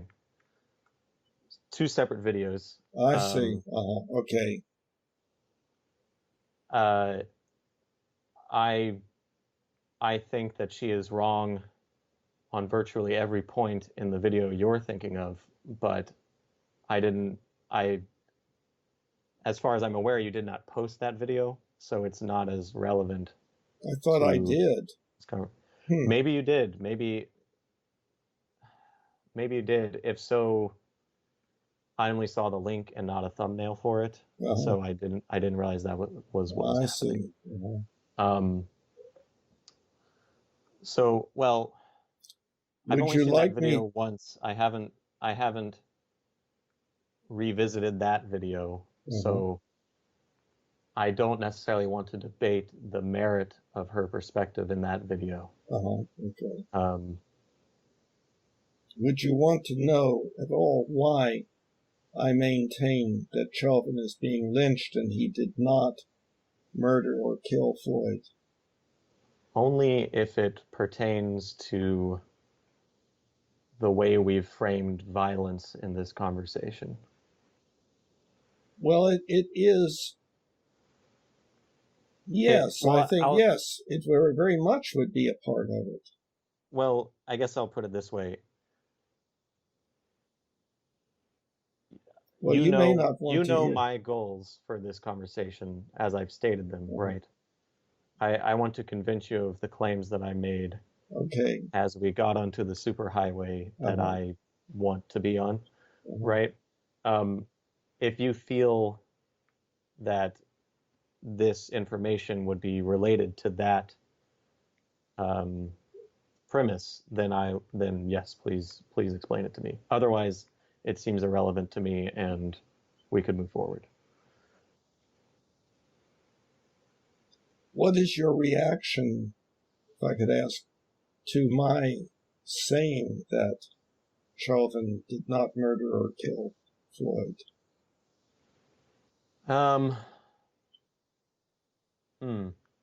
Trying to think back to what my initial reaction was. I feel I was primed. Well, I don't Mm. remember the sequence of events. I don't remember if you told me I wasn't going to like what I was going to hear before you said it or after you said it. Mm. But I remember reacting in annoyance at Mm. uh, that framing of the Prediction information. of your response. Right. Yeah, and maybe But I as should far not as have done that. the claim itself, um, at this point, I know you to be somebody who is far too effortful in his pursuits toward a better world for me to be angry with that perspective. However, it is a saddening perspective. Yeah, I know. Bill It is is so a out it of is a touch. disappointing perspective. Um, but I'm assuming that you have a very I'm assuming this is going to be two Humanians disagreeing, if to refer back to Uh-huh. our conversation a week ago. Um, in other words, I I can vaguely envision a chain of thinking that would recognize what I would call a murder uh, as actually non-violent based on the definition Uh-huh. we came to earlier today. Well, I guess part of it is I feel all alone with this thing, and I feel like sharing, and I think I could get to it pretty quickly. Um, You, I, I've already said what my preference is, so I'll let you base what you do off of that. so it would be okay for me to run through it real quickly. If you feel it's relevant to the superhighway that I want to be on. Well, I think it is relevant in many regards. Okay. But, so what we have when you hear presentations or see written presentations of the Floyd situation, it is always selected. It leaves certain things out, and it portrays Chauvin as a racist white cop that has had no consideration for this poor black guy whom he Mm-hmm. is torturing despite the pleas of the individual, Floyd, to stop. And so Right. everything that you read is consistent with that. Now the question is there an alternative narrative that includes everything that we know and a few things that we can guess that are high probability that would be different than that narrative? We know that he apparently tried to pass a phony check, that he was high on methamphetamine and fentanyl, that he was displaying aberrant behavior that some thought might be like a toxic delirium. He was in the driver's seat of his car, and so on. He was gotten out and initially made to sit, was handcuffed and made to sit down against a wall, whereupon a little packet of white stuff either fell out or was dropped out of his pocket, probably additional drugs of some sort, don't know. And then the question is, at that point, what did Chauvin feel he had to do? At And what point? At what point specifically? At the point where he was taken out of the car, sat down at the wall, and so forth. Mm-hmm. It seems Chauvin decided, I have to arrest this person. And arresting this person means getting him in the police car and taking him to the police department. Mm-hmm. Okay. So for Chauvin to say anything else than that, I mean, to back up and say, well, okay, then I'll let you go, does not sound like something that he would be inclined to do. But leaving that as it is currently. Now, at this point, it's very important that Floyd, and this is my recollection of the posts and stuff that was written at the time, Floyd was saying, no, I have claustrophobia. I can't breathe. He was saying, I can't breathe, long before he was pinned. Okay, so now the next thing, they get him up and are taking him to the car. He's handcuffed behind his back. He throws himself on the ground. He does not want to get in that car. Okay.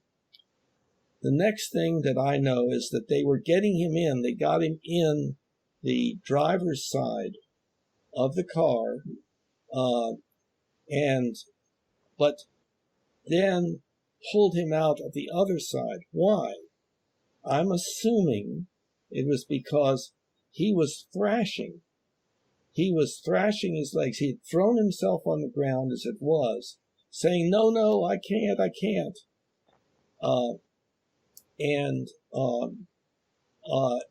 so why would, real quickly, why would thrashing, once put into the car, the police car, which is divided in half, why would thrashing once inside the car necessitate pulling him out of the car? Right.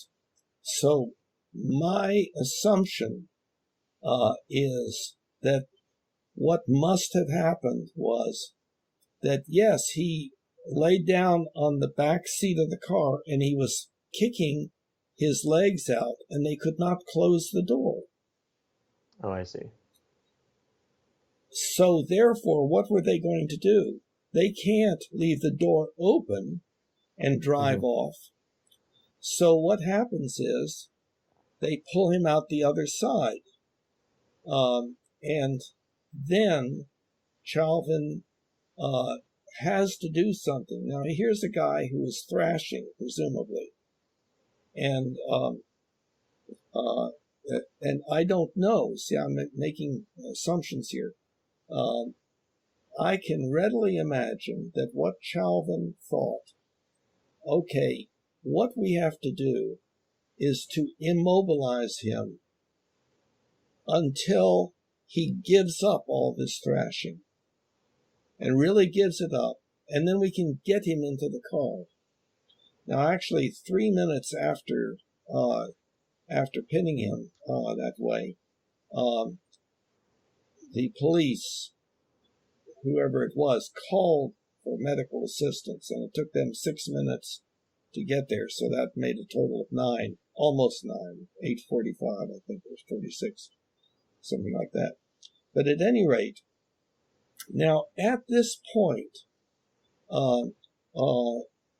my assumption is that Chauvin was saying, we need to immobilize his whole body to stop the thrashing. And so I will restrain the neck, you restrain the torso, and you restrain the feet. Those are the 2 rookie cops that he was training, and Chauvin had 18 or 20 years of being a trainer, and so on. But at any rate, okay, so now Floyd was saying, I can't breathe. it was very clear that he could breathe. But I'll get to this back up here in a minute. But it was very clear that he could breathe. Based on the footage? Yes, yes.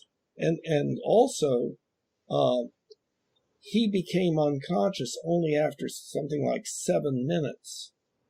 If you're asphyxiating a person, how long does it take for them to go unconscious?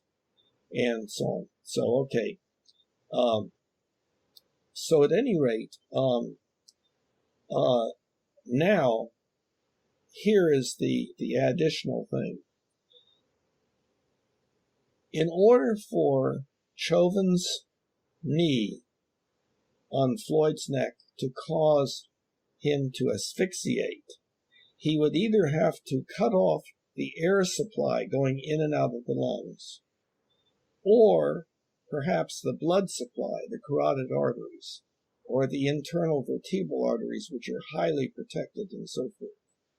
Mm-hmm. Now, the question is, would there be any way that Chauvin's knee actually could do that? And here you can do an experiment yourself. Anybody can. Lie on the floor, head turned to one side, and then feel the distance between your neck, the front of your throat, front of your neck, and the floor. For me, it is a hand breadth. It's 3.5 inches. Now, in order to stop the flow of air, the trachea would have to be compressed by the floor, i.e., the neck would have to be pushed toward the floor over 3.5 inches, or it depends upon his particular body size and so forth. But we're talking about the sternum and the jaw, and that there is a protected area in there that could not be pushed to the floor. And so other than by actually breaking the neck, snapping the vertebral column. To clarify. Yes. Is your head turned to the side? Yes. Okay. Yes. So you can imagine what it would take. And see, when you lie in bed, there's something pressing against your neck if your head is on a pillow and everything. It doesn't stop your breathing or anything. And the trachea is a solid sort of thing that is not going to break. And the pathology reported showed no neck injury, no structural neck injury. He had facial contusions and so forth because he was on the ground and everything. So I asked a friend who has had 15 to 20 years of training in mixed martial arts, is it possible to suffocate a person that way? Is that possible? I said, no, it's not. It's not possible. So we have Chauvin, we have Floyd saying, I can't breathe. And we've got something else there also, which I'll mention in a minute. But his yelling like that shows that he could breathe. He was able to breathe. He was not asphyxiated. He had a cardiac arrest at about 7 minutes or so. And he was on these substances and in a toxic delirium possibly during that time. But what was Chauvin trying to do? He was trying to restrain and immobilize Floyd so that Floyd would finally give up. However, what was also happening? There were people around, and there were people shouting at the police, at Chauvin. He can't breathe. He can't breathe. Let him up. Let him up. Now, that's going into Floyd's ears also. What do you think is the effect on Floyd? I've got support. I've got support. They are hearing me. They are hearing me. That seems like a bold assumption, but I'll grant it. Well, think, if you were in Floyd's case. I can't. I simply cannot. I know it's very difficult to do the empathizing here. It was rough on me. But no, I'm saying I cannot because there is no scenario in my life that is comparable.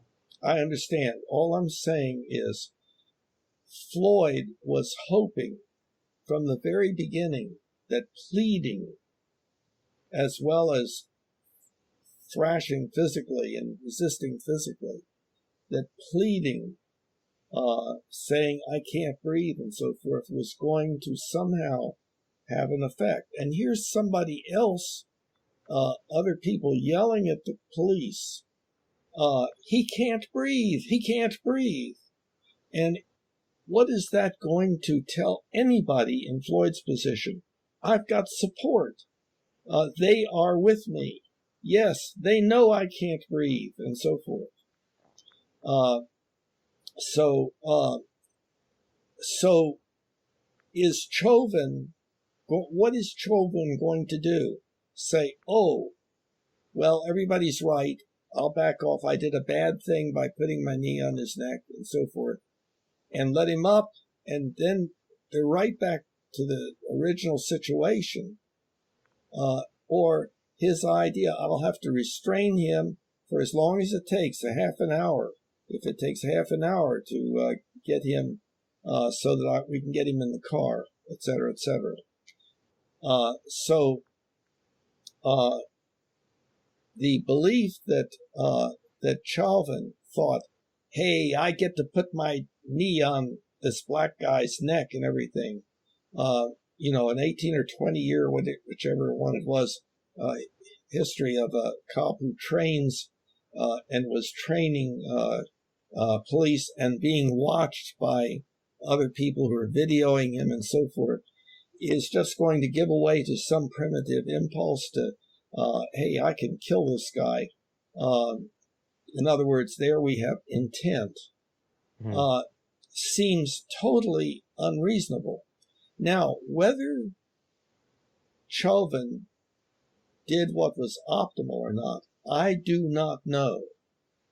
I am not I've never been in that area of occupation. I have not been trained and so forth. We do know that it was not inconsistent with the training that Chauvin had. Now, we have expert after expert saying, oh yes, what Chauvin did killed Floyd, but it is only assertions. And you see this, the mislabeling, the media have called it chokehold. It is not a chokehold. A chokehold is one where the hand or the arm is actually pressing the front of the neck. So this was just a neck restraint that could not have killed Floyd. How Floyd died, it was an unexpected event. It was not something that was intended by Chauvin. It was not something that Chauvin could predict was a likely possibility. And he was doing what he could. Now, whether at the point that Floyd became unconscious, he should have then turned him on his back or not, or remained that way, I do not know. I know that if he had put him on his back or something like that, I know that the whole world would say the crowd had shamed Chauvin into admitting that he was wrong or something like that. That would be what would take place. But I don't know, maybe that would have been the right thing to do. There's also the possibility, if he had a cardiac arrest, whether mouth-to-mouth resuscitation and cardiac chest compression would have been the right thing to do. Chauvin apparently knew Floyd, and Floyd had told Chauvin that he had had coronavirus. So is Chauvin going to get as much distance from Floyd's mouth, like, for instance, the neck restraint? Or is he going to do something else which will put him up closer? And is he, when he's pulseless and Chauvin knows that that medical help is about to arrive, is he going to start mouth-to-mouth resuscitation, CPR, on Floyd? I don't know. I can't put myself into Chauvin's place, but I know that I would not want to do it. And so whether Chauvin did the optimal thing or not, I do not know. I'm not saying that everything he did was perfect, but what he did not do was murder Floyd. What he did not do was to kill Floyd. Now, the total circumstances, Floyd having cardiovascular illness pretty severe, and being on methamphetamine and fentanyl, which actually reduces the respiratory drive, which is the opposite of producing a feeling of suffocation. All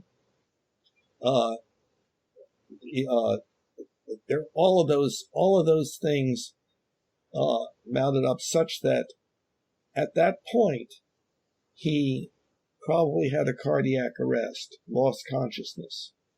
I'm not sure. Maybe ventricular fibrillation first. Who knows? So the question, if we go way back to where Chauvin was putting the handcuffs on Floyd, if Floyd at that point lost consciousness, had a cardiac arrest, and dropped dead, would Chauvin have killed him? The putting of the handcuffs on may have been stress that caused the heart attack, but or caused the cardiac arrest. So maybe the stress of the situation and the toxic chemicals and so forth indeed produced the death, but that was not a predictable thing that was imposed upon him by a racist white cop. So I think that pretty much covers how I perceive it, and I can't imagine Chauvin doing other than what he was doing, although I can well imagine that there might have been other things that he could have done. I suspect his way of talking with Floyd was not optimal. I know in one place Chauvin said, "tough guy," and that to me would not be the right thing. However, I could imagine in Chauvin's mind it was a way of trying to induce submission as fast as possible. So here the world has said Chauvin must die. It's a lynching, or they've said he must die. Well, he must. Or he must be his family life ruined, and he must be isolated from other people in prison. Okay. And he, right. and he was put on suicide precautions, and I can imagine his wife left him because of this, and nobody. Oh, now there are all of these pundits that say yes, the knee could have done it. but they never explain how. Never. It's just they say, oh yeah, it could. And I believe that they can't say anything different because, Okay, so go ahead. anyway, so I think that it's a worldwide delusion right now. It has to be maintained emotionally, and you're in bad trouble if you say otherwise. And so Okay, so that's something about how our species is with this tribalistic groupthink kind of thing, where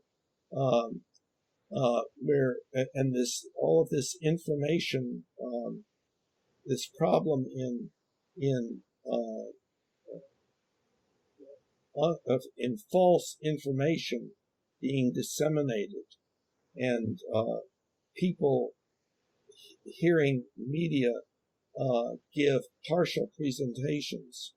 Like there was one media presentation that had only Floyd's statements. I can't breathe. I can't breathe. Please, Captain.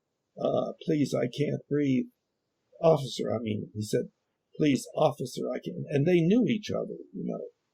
So anyway, so I appreciate your letting me go through this, because you can see this is a lot to have on one's mind, and to recognize that one not saying anything about it is being complicit in a way, in a horrible, horrible thing. Floyd was a tragic victim. So is Chauvin. So I thank you for allowing that. okay. And to clarify, you have said on the one hand, as I recall, that expert after expert has given an insufficient presentation of how it is possible, whereas on the other hand, you've done an experiment and you talk to your martial arts friend, who say, both of which say it isn't possible. Well, it's a little bit different than that. How am I to be convinced that this side is more credible? No, it's a little bit different than that. I'm just saying, that's all I recall you yes, citing. No, I understand. Sources to your claims. I understand. What I'm saying is, what these people say, these experts, in quotes, and I don't doubt that they have expertise, is only assertions, not explanations. Okay.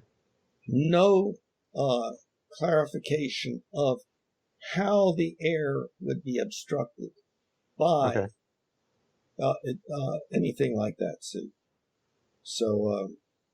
But so I still ask the question: why is, a self-experiment, which could be understood as an explanation, if you will, and the explanation from an expert martial artist more credible than no explanations from, to use your word, experts? Well, that's the problem.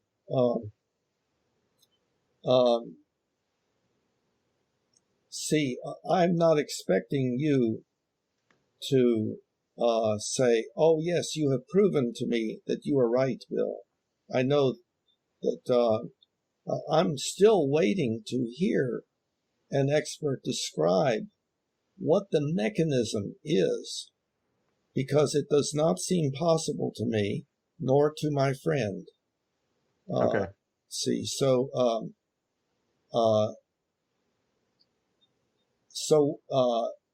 I could be wrong, but I think, in my mind, the odds are that what I described to you is much more what actually happened. And if you see anything that is an explanation that explains how that happens, how how death occurs from the neck restraint. I would like, for you to forward that to me. Sure. Then I can go along with the crowd. So to make this relevant, I'll Yes. ask a question. Okay. Let's say that through the same amount of investigation on your part, you came to the opposite conclusion. Do you think that that would have an impact on how you perceive the characterization of George Floyd by Candace Owens? No. Oh. I could ask, I mean, that's effectively the same question, but I was going to say by people who, in your words, characterize him as a person with a halo and wings.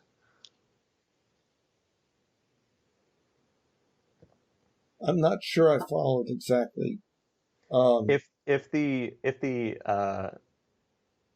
result, if you had the conclusion that he was murdered, that there was intent, do you think that that would impact your perspective on how George Floyd is characterized by, I guess, you haven't specified this group yet, so I don't necessarily want to put, I don't want to say the group before you do. Because I don't. Black Lives Matter? Well, only if that's who you believe are portraying him that way. I don't think it's, no, I don't think that, well, I think that portrayal has become a symbol of Black Lives Matter. It's on flags and things. So it is a symbol. I'm not sure exactly what you're asking. I'm asking if your perception of that portrayal might be impacted if your conclusion about what happened was different.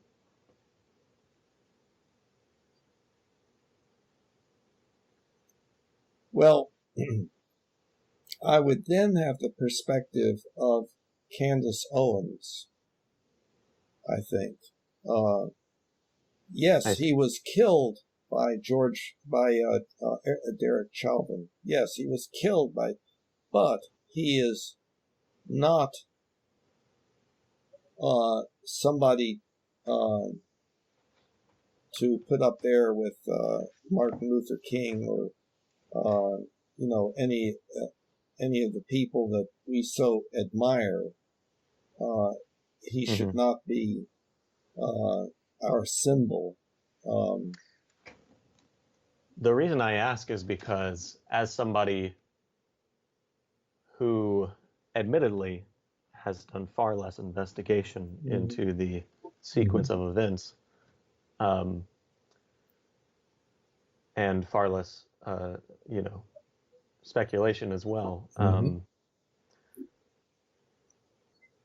I view his portrayal differently than you have described and that Candace Owens has described. He is certainly a symbol. He is certainly, I can never remember the difference between evoked and invoked, but I'm going to guess invoked. At protests, in political debates, etc.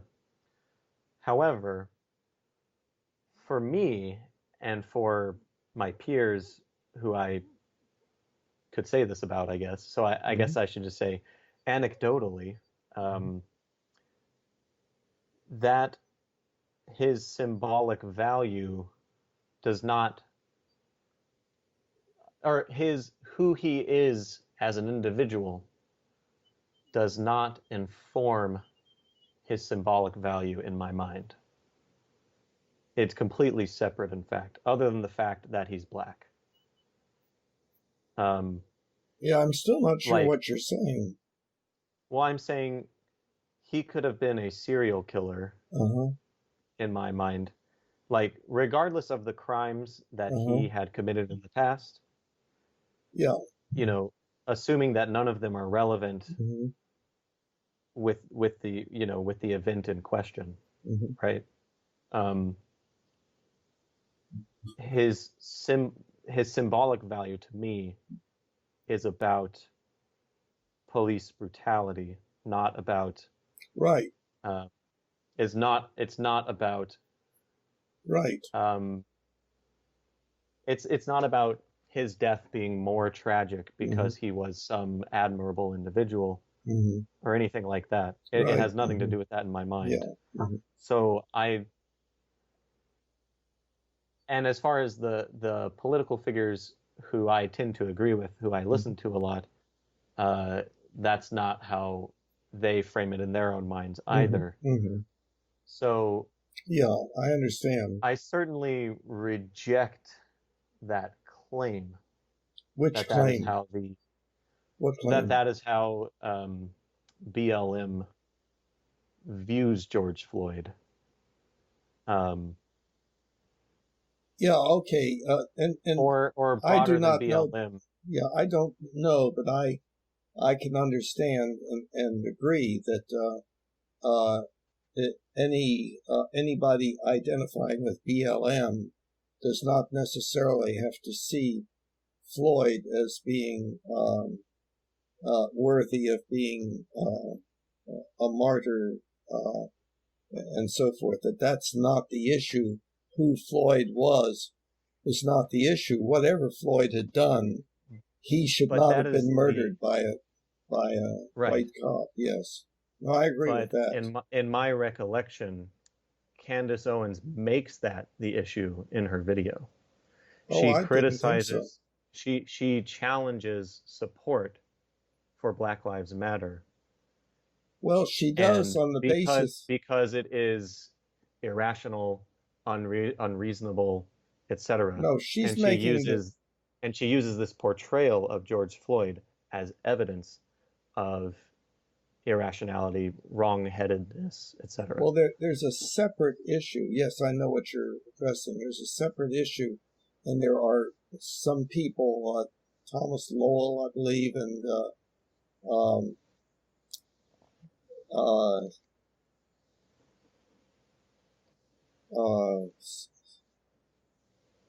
James. I can't get the names, but there are a few people who are saying that no, the system is not racist. Some individuals are. The system is not. And there are quite a few people. And that what's happened is that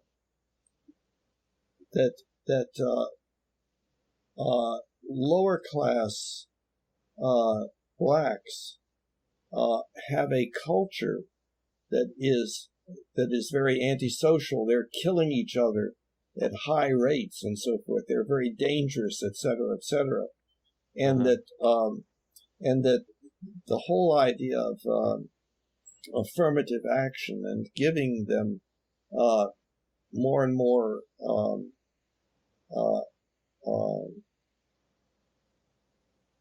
privilege or possibility over and above others in order to bring them up has actually had the opposite effect. And that what needs to happen is that blacks need to review their culture and to work on changing their culture, and that a lot of it when we started paying black women not to have husbands, not to have fathers in the home, that was a further problem. It was well intentioned, but it meant that children grew up, black male children grew up in very poor, very unfortunate circumstances, leading to a culture that was not what was needed, but that there are blacks who have indeed demonstrated that they can go all the way up to presidency, and so forth. Really quickly, Yeah. really quickly. It's unclear to me how what you're saying now is in response to my criticism of Candace Owens's criticism that she expressed in her video. Okay, it's because that's my recollection of what that she is among those people that are of that belief system. Let's see. I wonder if I can. She does. She cites Thomas Jason Sowell. Riley. I don't remember Shelby who else she Steele, Thomas Sowell are some of the people.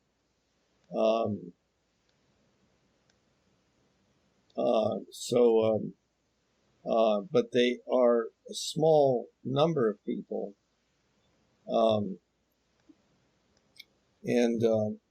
But that she and Jason Riley, I believe, were the ones that started Black Lives Matter, I think. Wait, Candace Owens and Jason Riley? I think so. I'm definitely calling that one out. Yeah, I may be wrong. Just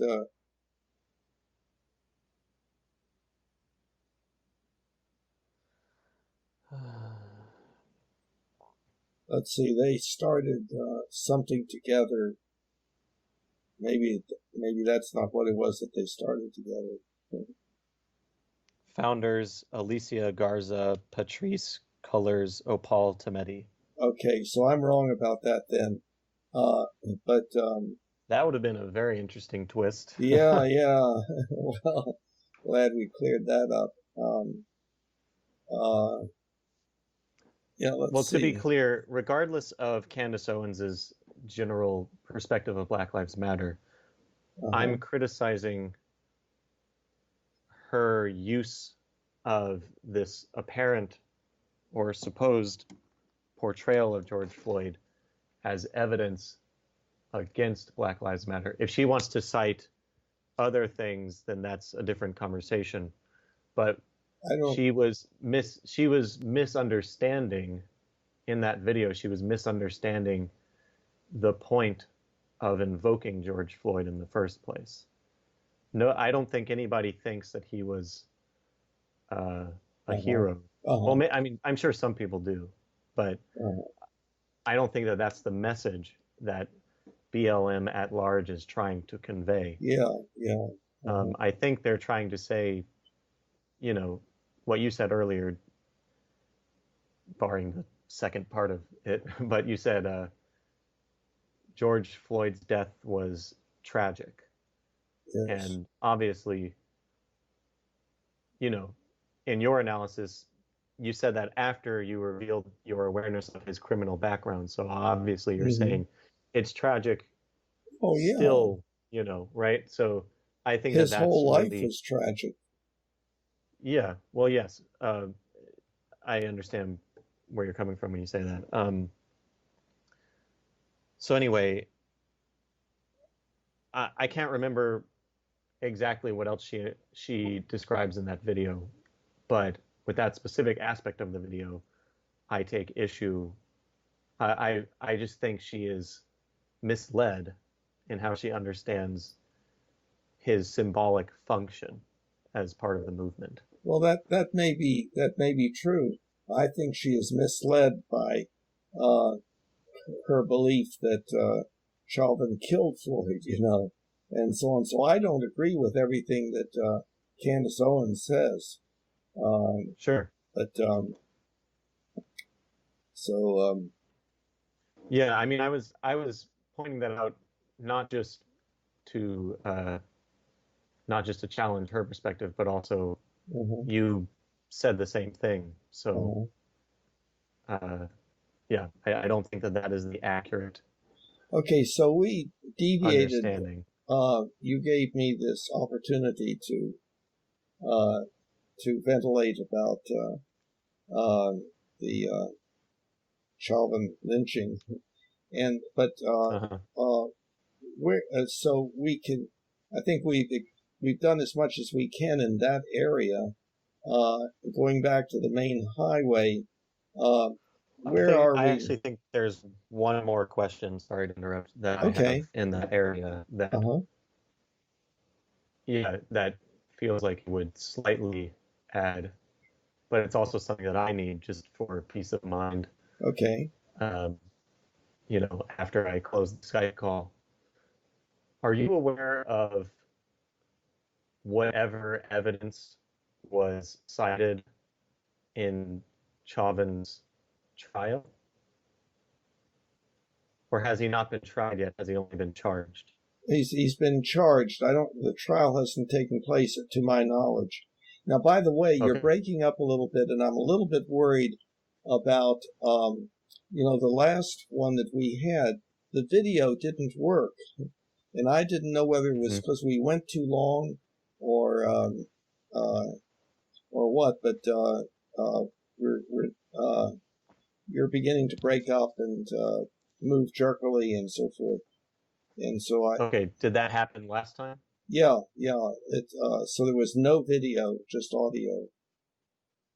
So, So it started breaking up toward the end, no, the video end? the whole video was not recorded, just the Right. audio. The video, I'm something just went wrong with it. I'm just wondering if me breaking up is starting to be a pattern or if it's only happened this time and not last time. I don't remember. But I am a Okay. little worried about the length. Um, so maybe we ought to bring this one to a close and then take up with the next one. Would that be okay? Um, Or yes. do you have something that you wanted to say though? Did I interrupt? No, if the trial hasn't occurred yet, then I have no follow-up Okay, I don't think question. it has. Um, yeah, me neither, actually. Um, I don't think it could. I think it would take a lot of work. I mean no offense by this whatsoever, Mm-hmm. but considering this video is likely to have 20 views, I don't mind being a part of a conversation that I wasn't prepared for, but to set a precedent for next time, uh, unless otherwise stated, I don't really want to discuss the details of George Floyd and Chauvin. Oh, I won't. Okay, Mm-hmm. because well, you said it would be fairly quick, and it was about an hour, maybe 45 minutes, Really? and it was very hard to connect it back in a smooth way, anyway, to our previous conversation. So I just want to avoid that topic, Okay. uh, unless either one of us realizes a very clear way Mm-hmm. in which it is relevant, or if we already have realized it, we can, you know, explain that clear way in a smaller amount of Yeah. time. Well, I was thinking Uh, that a connection had to do with the whole business of violence uh, and uh, uh, and groupthink and what is violence and what is murder right. and so on. I thought it fit in there, but maybe not. I think it does, but it could very easily become the only example we examine, especially considering how much time was spent laying out the example. Well, that I if think there is is a time limit to consider. sure. I think that this is an unusual thing, and I won't do that again. Okay. If I seem to be going in that direction, you can remind me. Yeah. But I don't think I will. And if there is anything like that, and I did this a little bit too last minute as well, I think, but like we could just let each other know what articles or videos or what have you that we might be referencing, because I know, like, when I'm hearing you explain that, I'm I'm taking all of your claims at face value, right? I have, like, assuming everything Bill says is true. Yeah, I understand. Unless I have evidence to the contrary, that's how we have to move forward with this conversation. Right. And I'm not necessarily comfortable doing that. I understand. Considering my lack of preparation for that topic. So I understand. So I don't want I don't want multiple videos where that's happening. Yeah. Now, in reverse, that's no problem for me. You listed a whole bunch of videos that you might be referencing, but I didn't go back and study them or anything. Right. I think that it's what you and I actually discuss, and educate each other and so on.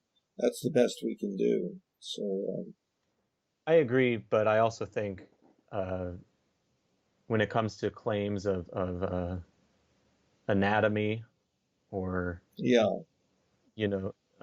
stuff like that, if only because I'm not aware of it, like I'm not aware of what's true, and also with something as controversial as George Floyd, I require sources for peace of mind, or for the I guess ability to confidently move forward with that topic. Yeah. Even if that means a fairly tedious process of looking at those sources one by one, making sure I'm okay with them, etc. Yeah, but I think I listed out those videos, I think, with a little short notice, but also I knew that they were things you had seen before, assuming that you watched the videos you post. So anyway, yeah, I guess that's my only, if we need to end it due to technical difficulties, then that's my only thing for the next time. Yeah, well, I'm not sure, but I think I'm feeling some urges to sure. So okay, well, so maybe next week. Maybe. I don't think I have much going on next week. Good. Okay. So I'll get back to you. Good. In the next few days. Okay. All right. Okay. Well, take care. Have a good week. You too. Bye-bye. Humanity, now we all can see. Humanity, how much better we can be.